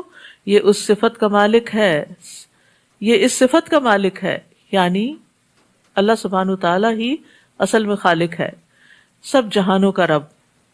نیز اس نے زمین کے اوپر مضبوط پہاڑ بنا دیے اور اس میں برکت رکھی. سبحان اللہ، زمین میں اللہ نے کیسی برکت رکھی ہے کہ ہر سال زمین کے اندر سے ڈھیروں غلہ اور اناج اور چاول اور کیا کیا نکلتا رہتا ہے. پھر اس کے بعد دوبارہ آپ اس میں پھر نکل آتا ہے، پھر نکل آتا ہے. آپ ایک بیج ڈالتے ہیں وہ 700 بیج بن جاتا ہے. کہاں سے، کس فیکٹری سے بن کے نکلتا ہے؟ دنیا کی فیکٹریز میں تو آپ جو ڈالیں گے صرف اتنا ہی نکلے گا، اور بعض اوقات اس سے بھی کم ہو جاتا ہے. تو یہ زمین میں اللہ نے برکتیں رکھی ہیں. اور اس کے علاوہ بھی جو انسانوں کی ضروریات ہیں، گیس، تیل وغیرہ، وہ سب چیزیں بھی وقت کے ساتھ ساتھ ڈسکور ہوتی چلی جا رہی ہیں اور انسان ان سے فائدہ اٹھا رہا ہے. اور ٹھیک اندازے سے 4 دنوں میں اس میں غذائیں رکھیں. یہ سب حاجت مندوں کے لیے یکساں ہے. یہ اللہ تو کن کہہ کے سب کچھ پیدا کر سکتا ہے، تو یہ 2 دن میں یہ کیا، 4 دن میں یہ کیا، یہ ہمیں بتایا جا رہا ہے۔ اس میں سیکھنے کی بات ہے، وہ یہ کہ ہمیں ہر کام کو ٹائم دینا چاہیے، ٹھہر ٹھہر کے تحمل سے کام کرنا چاہیے، سٹیپ بائی سٹیپ کرنا چاہیے، کام پھر آرام، پھر کام پھر آرام، پھر کام پھر آرام۔ تو اللہ سبحانہ تعالیٰ کے نزدیک محبوب صفات میں سے یہ ہے کہ انسان تحمل والا ہو، جلد بازی نہ مچائے، جلدی نہ کرے، ہر چیز میں ہنگامہ نہ کھڑا کر دے کہ یہ اب تک کیوں نہیں ہوا، یہ کیوں نہیں ہوا، وہ کیوں نہیں ہوا۔ لیکن یہ بھی اللہ ہی دے تو آتی ہے تحمل مزاجی۔ نبی صلی اللہ علیہ وسلم نے فرمایا تحمل مزاجی اللہ کی طرف سے ہے اور جلد بازی شیطان کی طرف سے ہے۔ اور سب سے اہم عبادت کون سی ہوتی ہے؟ نماز۔ اور اس میں سب سے زیادہ کس چیز کی ضرورت ہوتی؟ صبر کی، تحمل کی، برداشت کی۔ کھڑے کھڑے تھک بھی گئے پھر بھی اپنے آپ کو کنٹرول کر رہے ہیں، نیند بھی آ رہی ہے اس کو آپ کنٹرول کرتے ہیں، پھر خشوع کی کوشش کرتے ہیں۔ آپ کو معلوم ہے نا کہ آپ صلی اللہ علیہ وسلم مسجد میں تشریف لے گئے تو اس وقت ایک شخص آیا اور اس نے نماز پڑھی، اس کے بعد آ کر آپ کو سلام کیا، آپ نے سلام کا جواب دیا اور فرمایا جاؤ نماز دوبارہ پڑھو، تم نے نماز نہیں پڑھی، صلی فإنک لم تصلی۔ وہ لوٹ گیا، اس نے پھر ویسے ہی پڑھ کے پھر آ گیا، سلام کیا، آپ نے فرمایا جاؤ نماز پڑھو، تم نے نماز نہیں پڑھی۔ 3 بار ایسے ہوا۔ وہ بولا اس ذات کی قسم جس نے آپ کو حق کے ساتھ بھیجا ہے، میں اس سے بہتر ادا کرنا نہیں جانتا، آپ مجھے سکھا دیجئے۔ آپ نے فرمایا جب تم نماز کے لیے کھڑے ہو تو تکبیر کہو، اس کے بعد جتنا آسانی سے قرآن پڑھ سکو، سورۃ فاتحہ وغیرہ، پھر رکوع کرو یہاں تک کہ رکوع میں اطمینان سے کھڑے ہو، پھر سر اٹھاؤ یہاں تک کہ سیدھے کھڑے ہو جاؤ، پھر سجدہ کرو یہاں تک کہ سجدے میں اطمینان ہو جائے، پھر سر اٹھاؤ یہاں تک کہ اطمینان سے بیٹھ جاؤ، پھر اپنی نماز پوری اسی طرح پوری نماز پڑھو۔ یہ نہیں کہ اگر 20 تراویح پڑھنی ہے تو بس اٹھک بیٹھک ہی ہوتی رہے اور جلدی جلدی سجدے میں گئے نہیں کہ سر اٹھا لیا، بیٹھے نہیں کہ دوبارہ سجدے میں چلے گئے، اور پھر ہر سٹیپ میں جلد بازی، یہ نہیں ہونی چاہیے۔ اطمینان یہ نماز کا ایک رکن ہے، اور جب نماز میں انسان کو اطمینان کی عادت ہو جاتی ہے نا، 5 دفعہ دن میں پریکٹس ہوتی ہے، تو پھر عام زندگی میں بھی انسان کے اندر ٹھہراؤ آنے لگتا ہے۔ اور ہمارے لیے اس دور میں اور بھی زیادہ مشکل ہے نا، جب ہر چیز آٹو پہ آ رہی ہے اور ہر چیز اشارے سے ہو جاتی ہے اور جلدی ہو جاتی ہے، اور فوڈ بھی فاسٹ ہو گئی ہے اور بھی اسی طرح، تو پھر انسان کے اندر تحمل اور ختم ہو جاتا ہے، کیونکہ اس کا ماحول اس کو تحمل کی تعلیم نہیں دے رہا ہوتا، یا اس کو تحمل کی فضا نہیں بنا رہا ہوتا۔ اور جہاں تک ابتدائے خلق ہے، پھر وہ آسمان کی طرف متوجہ ہوا، اور وہ اس وقت دھواں تھا، تو اس نے اس طرح کے آسمان اور زمین سے کہا تم وجود میں آ جاؤ، خواہ تم چاہو یا نہ چاہو۔ دونوں نے کہا ہم فرما برداروں کی طرح آ گئے۔ تو بہرحال اللہ سبحانہ تعالیٰ نے کس طرح تخلیق کیا؟ حدیث میں آتا ہے، صحیح مسلم کی روایت ہے، اللہ تعالیٰ نے مٹی کو ہفتے کے دن پیدا کیا، اور اس میں پہاڑ اتوار کے دن پیدا کیے، درختوں کو پیر کے دن پیدا کیا، مکروہات منگل کے دن پیدا کیے، نور کو بدھ کے دن پیدا کیا، اور جمعرات کے دن زمین میں چوپائے پھیلائے، اور آدمی کو جمعہ کے دن عصر کے بعد مخلوق میں سب سے آخر میں جمعہ کی گھڑی میں سے آخری گھڑی عصر اور رات کے درمیان پیدا کیا۔ تو یہ تھے تخلیق کے مراحل۔ پھر اس نے 2 دنوں میں 7 آسمان بنا ڈالے، اور ہر آسمان میں اس کے کام کی وحی کی، اور ہم نے آسمان دنیا کو چراغوں سے سجا دیا اور ان سے حفاظت کا کام لیا۔ یہ سب پر غالب اور ہر چیز کو جاننے والے کی منصوبہ بندی ہے۔ پھر اگر وہ اعراض کرے تو آپ ان سے کہیے کہ میں تمہیں ایسی ہی کڑک کے عذاب سے ڈراتا ہوں جیسی قوم عاد اور سمود پر گری تھی، جب ان کے پاس ان کے آگے سے اور پیچھے سے رسول آئے اور کہا کہ اللہ کے سوا کسی کی عبادت نہ کرو، تو وہ کہنے لگے اگر اللہ ہماری ہدایت چاہتا تو فرشتے نازل کرتا، لہٰذا تم جو پیغام دے کر بھیجے گئے ہو ہم اس کا انکار کرتے ہیں۔ ان میں سے جو قوم عاد تھی اس نے ملک میں ناحق تکبر کیا اور کہنے لگے ہم سے بڑھ کر طاقتور کون ہے؟ کیا انہوں نے یہ نہ دیکھا کہ جس نے انہیں پیدا کیا وہ ان سے یقیناً زیادہ طاقتور ہے؟ عقل کی بات ہے نا، کہ پیدا کرنے والا زیادہ طاقتور ہے۔ اور وہ دیدہ و دانستہ ہماری آیات کا انکار کرتے رہے۔ پھر ہم نے ان پر چند منحوس دنوں میں سخت تند ہوا بھیجی تاکہ ہم انہیں دنیا میں ہی رسوائی کا عذاب چکھائیں، اور جو آخرت کا عذاب ہے تو وہ اور زیادہ رسوا کرنے والا ہے، اور انہیں کہیں سے بھی مدد نہ ملے گی۔ رہے سمود، تو ہم نے انہیں سیدھی راہ دکھائی، مگر انہوں نے راہ دیکھنے کے مقابلے میں اندھا رہنا ہی پسند کیا۔ آخر کار انہیں کڑک کی صورت میں ذلت کے عذاب نے آ پکڑا جو ان کی کمائی کا بدلہ تھا، اور ہم نے ان لوگوں کو اس عذاب سے بچا لیا جو ایمان لائے اور نافرمانی سے بچتے تھے۔ یہ یاد رکھیے کہ جب قوموں پر عذاب آیا تو ان میں سے پیغمبروں کو اور ایمان والوں کو باہر نکال لیا گیا، اور جس دن اللہ کے دشمن دوزخ کی طرف ہانک کر لائے جائیں گے تو انہیں گروہ در گروہ بننے کے لیے روک لیا جائے گا، یعنی جہنم کی طرف آتے ہوئے پھر ان کی گروہ بندی کی جائے گی، جیسے پیچھے بھی آپ نے پڑھا ہے۔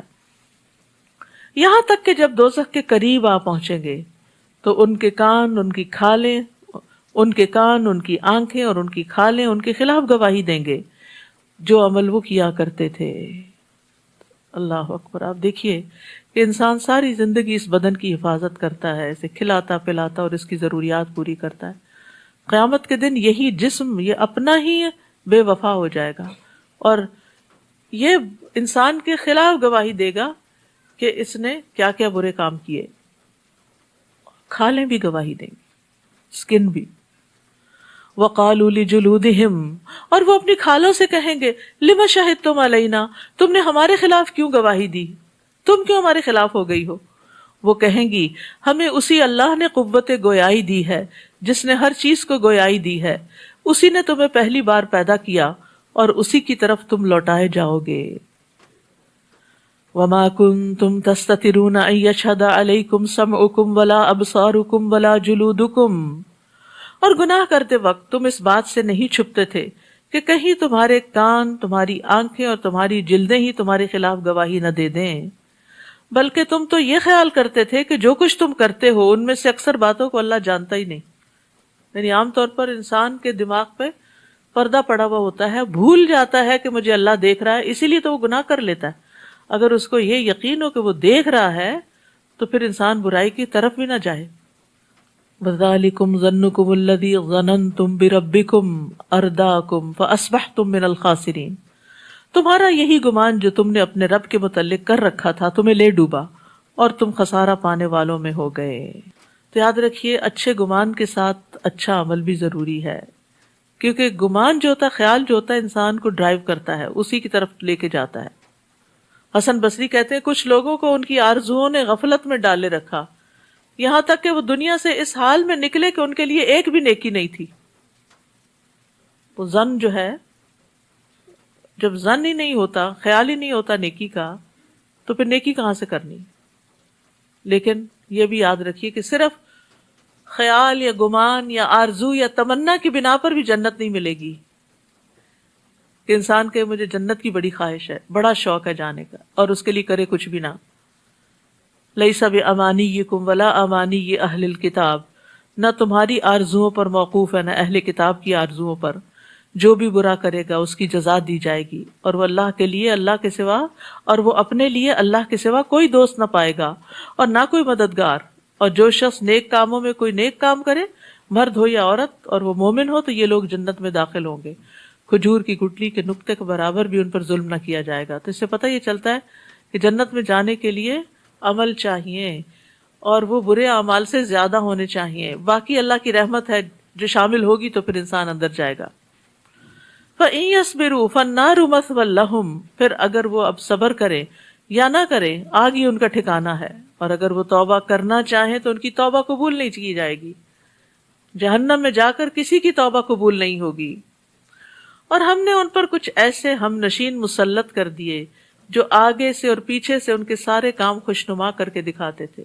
بعض لوگ دوستوں کے روپ میں دشمن ہوتے ہیں، وہ آپ کے غلط کاموں پر بڑے خوش ہوتے ہیں، وہ آپ کی جھوٹی تعریفیں کرتے ہیں، وہ مطلبی ہوتے ہیں، جھوٹی تعریفوں کے ساتھ آپ سے وہ کچھ بٹور لیتے ہیں، چاہے وہ آپ کا ٹائم ہو یا آپ کا مال ہو یا کچھ اور نیکی کے رستے کی طرف نہیں جانے دیتے، کیونکہ ان کو یہ پتا ہوتا ہے کہ اگر یہ اس راستے پہ چلا گیا تو پھر یہ ہمارے ہاتھ سے نکل جائے گا، پھر ہم اس سے فائدہ نہیں اٹھا سکتے۔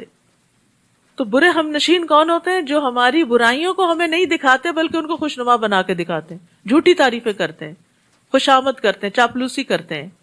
تو دوست کا آئینہ ہوتا ہے، اور آئینہ جو ہے وہ سچ بولتا ہے.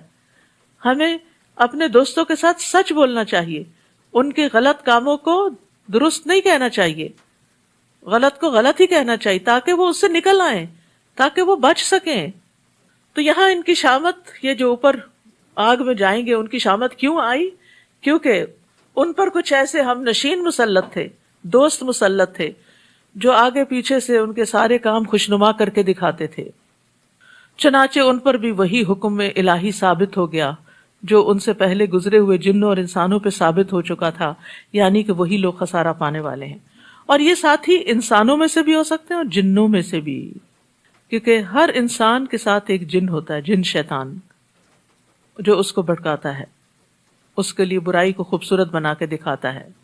وقال الذين كفروا لا تسمعوا لهذا القرآن والغوا فيه لعلكم تغلبون. اور کافر ایک دوسرے سے کہتے ہیں اس قرآن کو نہ سنو، جب پڑھا جائے تو خوب شور مچاؤ، کیونکہ اگر لوگوں نے سن لیا تو پھر تو ان کے دل بدل جائیں گے، اس طرح شاید تم غالب رہو. یعنی اگر غالب رہنا چاہتے ہو تو لوگوں سے قرآن کو دور کر دو، پھر قرآن کی بات نہیں تمہاری بات مانیں گے. اور یہاں کفار کا یہ طریقہ تھا کہ وہ قرآن سنتے وقت شور مچاتے تھے. مسلمانوں کو یہ نہیں کرنا چاہیے کہ جہاں قرآن پڑھایا جا رہا ہو وہاں اپنی باتیں شروع کر دیں اور شور ہنگامہ کریں. تو یہ جو کفار کے بارے میں بات کی گئی، اس کے بارے میں ابن عباس کہتے ہیں کہ وہ کہتے تھے کہ اس میں شور شرابہ کرو، اور بعض کو نصیحت کرتے کہ جب تم محمد کو قرآن پڑھتے ہوئے دیکھو تو ترانوں، شعروں اور لغو باتوں کے ساتھ اس کا مقابلہ کرو. تم اپنی مجلس سجا کے بیٹھ جاؤ، تالیاں پیٹو، سیٹیاں بجاؤ اور شور شرابہ کرو تاکہ لوگ اس تماشے کی طرف آ جائیں اور قرآن سننے نہ جائیں. ضحاک کہتے ہیں وہ کہتے تھے کہ تم کثرت اتنی باتیں کرو تاکہ جو وہ پڑھ رہے ہیں ان پہ خلط ملط ہو جائے، ان کو سمجھ کچھ نہ آئے. لیکن قرآن ہمیں کیا ادب سکھاتا ہے قرآن سننے کا. وَإِذَا قُرِئَ الْقُرْآنُ فَاسْتَمِعُوا لَهُ وَأَنصِتُوا لَعَلَّكُمْ تُرْحَمُونَ. اور جب قرآن پڑھا جائے تو اسے کان لگا کر سنو اور چپ رہو تاکہ تم پر رحم کیا جائے. تو قرآن سنتے وقت غفلت اور گفتگو کی ممانعت ہے. ابن عثیمین کہتے ہیں کہ جب کسی انسان کے پاس قرآن پڑھا جا رہا ہو تو اس کے لیے جائز نہیں کہ وہ غافل اور بے خبر ہو یا کسی اور سے باتیں کر رہا ہو. اسے چاہیے کہ توجہ سے سنے، چپ ہو کے سنے. اور جب قرآن کی تلاوت چل رہی ہو تو اس وقت باتیں کرنا جو ہے وہ قرآن کی تحقیر ہے. اگر آپ کو ضروری بات کرنی ہے تو اس کو بند کر دیں. گھر کے کام کاج کے دوران تلاوت لگائی جا سکتی ہے، لیکن یہ نہیں کہ بیچ میں فون بھی ہو رہے ہیں اور بیچ میں بچوں سے باتیں ہو رہی ہیں. جس وقت سب گھر سے چلے جاتے ہیں یا نسبتاً خاموشی ہوتی ہے اس وقت قرآن لگانا چاہیے. ہم ایسے کافروں کو سخت عذاب چکھائیں گے، ہم ایسے کافروں کو یقیناً سخت عذاب چکھائیں گے جو برے سے برے کام کرتے رہے، ان کا ضرور بدلہ دیں گے. اللہ کے ان دشمنوں کا بدلہ یہی دوزخ ہے، ہمیشہ کے لیے ان کا گھر اسی میں ہوگا. یہ بدلہ ہے جو وہ جان بوجھ کر ہماری آیات کا انکار کرتے تھے، یعنی اس چیز کا بدلہ ہے. وقال الذين كفروا ربنا أرنا الذين أضلانا من الجن والإنس نجعلهما تحت أقدامنا ليكونا من الأسفلين.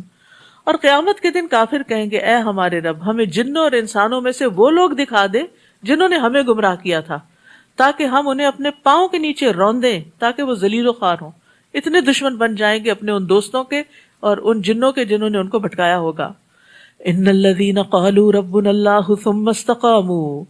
جن لوگوں نے کہا کہ اللہ ہمارا رب ہے پھر اس پہ جم گئے، تتنزل علیہم الملائکہ، فرشتے ان پہ نازل ہوتے ہیں، اللہ تخافوا ولا تحزنوا، کہ نہ خوف کھاؤ نہ غم کھاؤ، وابشروا بالجنۃ التی کنتم توعدون، اور تم اس جنت کی خوشخبری پاؤ، اس جنت کی خوشی مناؤ جس کا تم سے وعدہ کیا جاتا ہے. تو یہ فرشتے کس پہ آتے ہیں؟ یہ کس کو تسلیاں ملتی ہیں؟ یہ کس کا دل اچھا ہوتا ہے؟ جن کے اندر یہ کہنے کے بعد کہ ہمارا رب اللہ ہے پھر استقامت ہوتی ہے. تو استقامت کیا ہوتی ہے؟ عمر بن خطاب رضی اللہ عنہ کہتے ہیں استقامت یہ ہے کہ تم اللہ کے حکم اور نہیں پہ قائم ہو جاؤ، جو کرنے کو کہا وہ کرو، جس سے روکا ہے اور رک جاؤ، اور لومڑی کی طرح دھوکہ دہی سے کام نہ لو، چالے نہ چلو. عثمان بن عفان کہتے ہیں اللہ کے لیے عمل کو خالص کر لو. حضرت علی کہتے ہیں اپنے فرائض ادا کر لو. ثم استقاموا، جم جاؤ جو کر رہے ہو اس کو صحیح سمجھ کے کرتے رہو. تو پھر کیا ہوگا؟ اللہ تعالیٰ فرشتوں سے مدد کرے گا، برکت ہوگی زندگی میں. اور یہ تو آپ نے محسوس کیا ہی ہوگا کہ رمضان کی برکت ہے، قرآن کی برکت ہے، سارے کام ہو رہے ہیں، کون سے رکے ہوئے ہیں؟ ٹھیک ہے کچھ کام ایسے ہیں جو نہ بھی کریں تو ان کے بغیر گزارا ہو جاتا ہے، لیکن ضروریات پوری ہو رہی ہیں سب. تو ہمیں ان برکتوں کو محسوس بھی کرنا چاہیے. وہ فرشتے کہتے ہیں نحن اولیاؤکم فی الحیات الدنیا، ہم دنیا کی زندگی میں تمہارے دوست ہیں، مت گھبراؤ مت ڈرو. یہ قرآن بتا رہا ہے کہ ایسے لوگوں کو جو اللہ کو اپنا رب مان کے، اور رب کون مانتا ہے؟ جو اس کو اپنا خالق مالک مدبر مانے، جس پہ وہ بھروسہ کرے، توکل کرے، اس سے دعائیں مانگے، اس کی عبادت کرے، اپنا سب کچھ اس رب کو محسوس کرے، اور پھر اس پہ جم جائے، اس سے ہٹے نہیں، لوگوں کی باتوں میں نہ آئے، شک و شبہ میں نہ پڑے. اور جو رب کو رب مانتا ہے پھر وہ اس کی عبادت کے لیے بھی دوڑتا ہے، وہ اس کے دین کی خدمت کے لیے بھی دوڑتا ہے. تو ایسے لوگوں کی پھر مدد ہوتی ہے، اور پھر فرشتے ان کے پاس آ کے ان کو وسپر کرتے ہیں ہم دنیا کی زندگی میں بھی تمہارے دوست ہیں اور آخرت میں بھی، وہاں تمہارا جو جی چاہے گا تمہیں ملے گا. آج اگر پابندیاں برداشت کر لو تو کوئی بڑی بات نہیں، اور جو کچھ مانگو گے تمہارا ہوگا. نبی صلی اللہ علیہ وسلم نے فرمایا کچھ لوگ مسجدوں کی میخیں ہوتے ہیں، یعنی جیسے میخ گاڑ دی جاتی ہے نا، ہمیشہ آپ کو وہاں ملے گی، کیل ٹھونکا ہوا ہوتا ہے، تو کچھ لوگ ہمیشہ آپ کو مسجد میں ملیں گے، ہمیشہ. فرشتے ان کے ہم نشین ہوتے ہیں، ان کے ساتھی ہوتے ہیں. اگر وہ غائب ہو تو ان کو تلاش کرتے ہیں آج کہاں گئے، اگر بیمار ہو جائیں تو عیادت کرتے ہیں، کسی کام میں مصروف ہو تو ان کی مدد کرتے ہیں. نزلا من غفور الرحیم، یہ بخشنے والے مہربان کی طرف سے مہربانی ہوگی، یعنی جنت کی صورت میں، دنیا میں بھی مدد اور آخرت میں بھی جنت.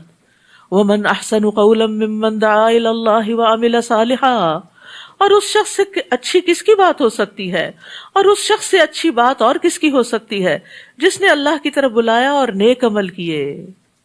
یعنی کسی کی بھی نہیں، سب سے اچھی بات اس کی بات ہے جو اللہ کی طرف لوگوں کو بلائے، اللہ سے جوڑے، اور خود بھی اچھے کام کرتا ہو، جو دوسروں کو بتائے وہ خود کرنے والا ہو.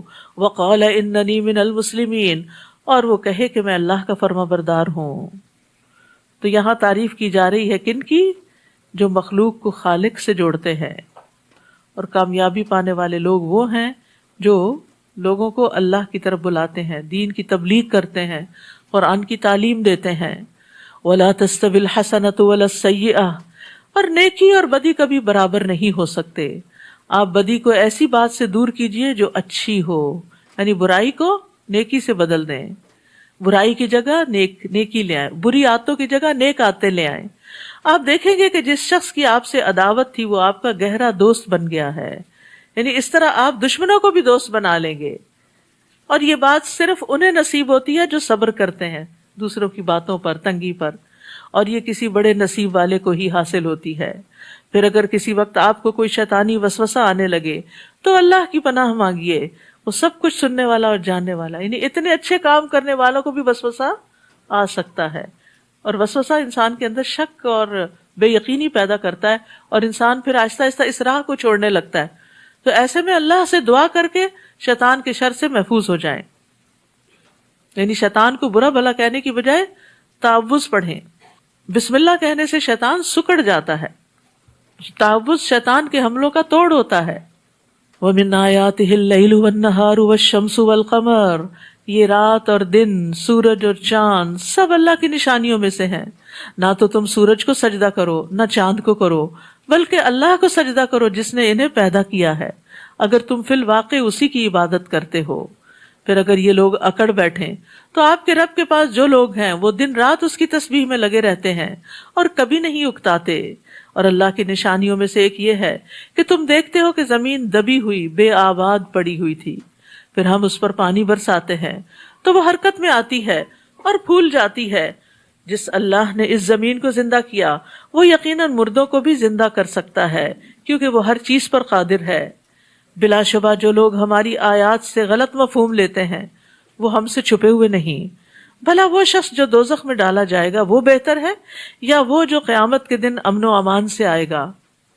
تم جو چاہتے ہو کرو، جو کچھ تم کرتے ہو اللہ اسے خوب دیکھ رہا ہے. یہ وہ لوگ ہیں جب ان کے پاس ذکر قرآن آیا تو انہوں نے اس کا انکار کر دیا، حالانکہ یہ ایک زبردست کتاب ہے۔ لا یأتیہ الباطل من بین یدیہ ولا من خلفہ، جس میں باطل نہ آگے سے راہ پا سکتا ہے نہ پیچھے سے، یہ حکمت والے اور قابل تعریف اللہ کی طرف سے نازل ہوا ہے۔ آپ سے بھی وہی کچھ کہا جا رہا ہے جو آپ سے پہلے رسولوں کو کہا جا چکا ہے۔ بلا شبہ آپ کا رب معاف کر دینے والا بھی ہے اور دردناک عذاب دینے والا بھی۔ اور اگر ہم اس قرآن کی زبان غیر عربی بنا دیتے تو کافر کہتے کہ اس کی آیات واضح کیوں نہیں، اس کی آیات واضح کیوں نہیں کی گئیں؟ یہ کیا کہ کتاب تو عجمی زبان میں ہو اور مخاطب عربی ہوں۔ آپ ان سے کہیے جو لوگ ایمان لائے ہیں ان کے لیے تو یہ کتاب ہدایت اور شفا ہے، اور جو ایمان نہیں لاتے ان کے کانوں کا بوجھ ہے، اور وہ قرآن ان پر دھندلا ہی رہتا ہے۔ ان لوگوں کا حال تو ایسے ہی ہے جیسے کہیں دور سے انہیں، کسی دور کی جگہ سے انہیں پکارا جا رہا ہو۔ تو یہاں یہ پتہ چل رہا ہے کہ قرآن صرف اہل ایمان کے لیے شفا بنتا ہے، ظالموں کو خسارے میں اضافہ دیتا ہے۔ وَلَقَدْ آتَيْنَا مُوسَى الْكِتَابَ فَاخْتُلِفَ فِيهِ، ہم نے موسیٰ کو کتاب دی تھی تو اس میں بھی اختلاف کیا گیا، اور اگر آپ کے رب کی طرف سے ایک بات پہلے سے طے شدہ نہ ہوتی تو ان کے درمیان فیصلہ چکا دیا جاتا۔ اور یہ لوگ بھی اس قرآن کی نسبت ایسے ہی شک میں پڑے ہیں جو انہیں بے چین کیے دیتا ہے۔ جس شخص نے کوئی نیک عمل کیا، من عمل صالحا فلنفسہ، تو اس کا فائدہ اسی کو ہوگا، ومن اساء فعلیہا، اور جو برائی وہ کرے گا اس کا وبال بھی اسی پہ پڑے گا۔ وما ربک بظلام للعبید، اور آپ کا رب بندوں پر ظلم کرنے والا نہیں، یعنی اللہ تعالیٰ بندوں پہ ظلم نہیں کرتا، یہ بندے ہی ہیں جو اپنے اوپر خود ظلم کرتے ہیں اور اپنے لیے رانگ چوائسز اختیار کرتے ہیں۔ وآخر دعوانا ان الحمد للہ رب العالمین۔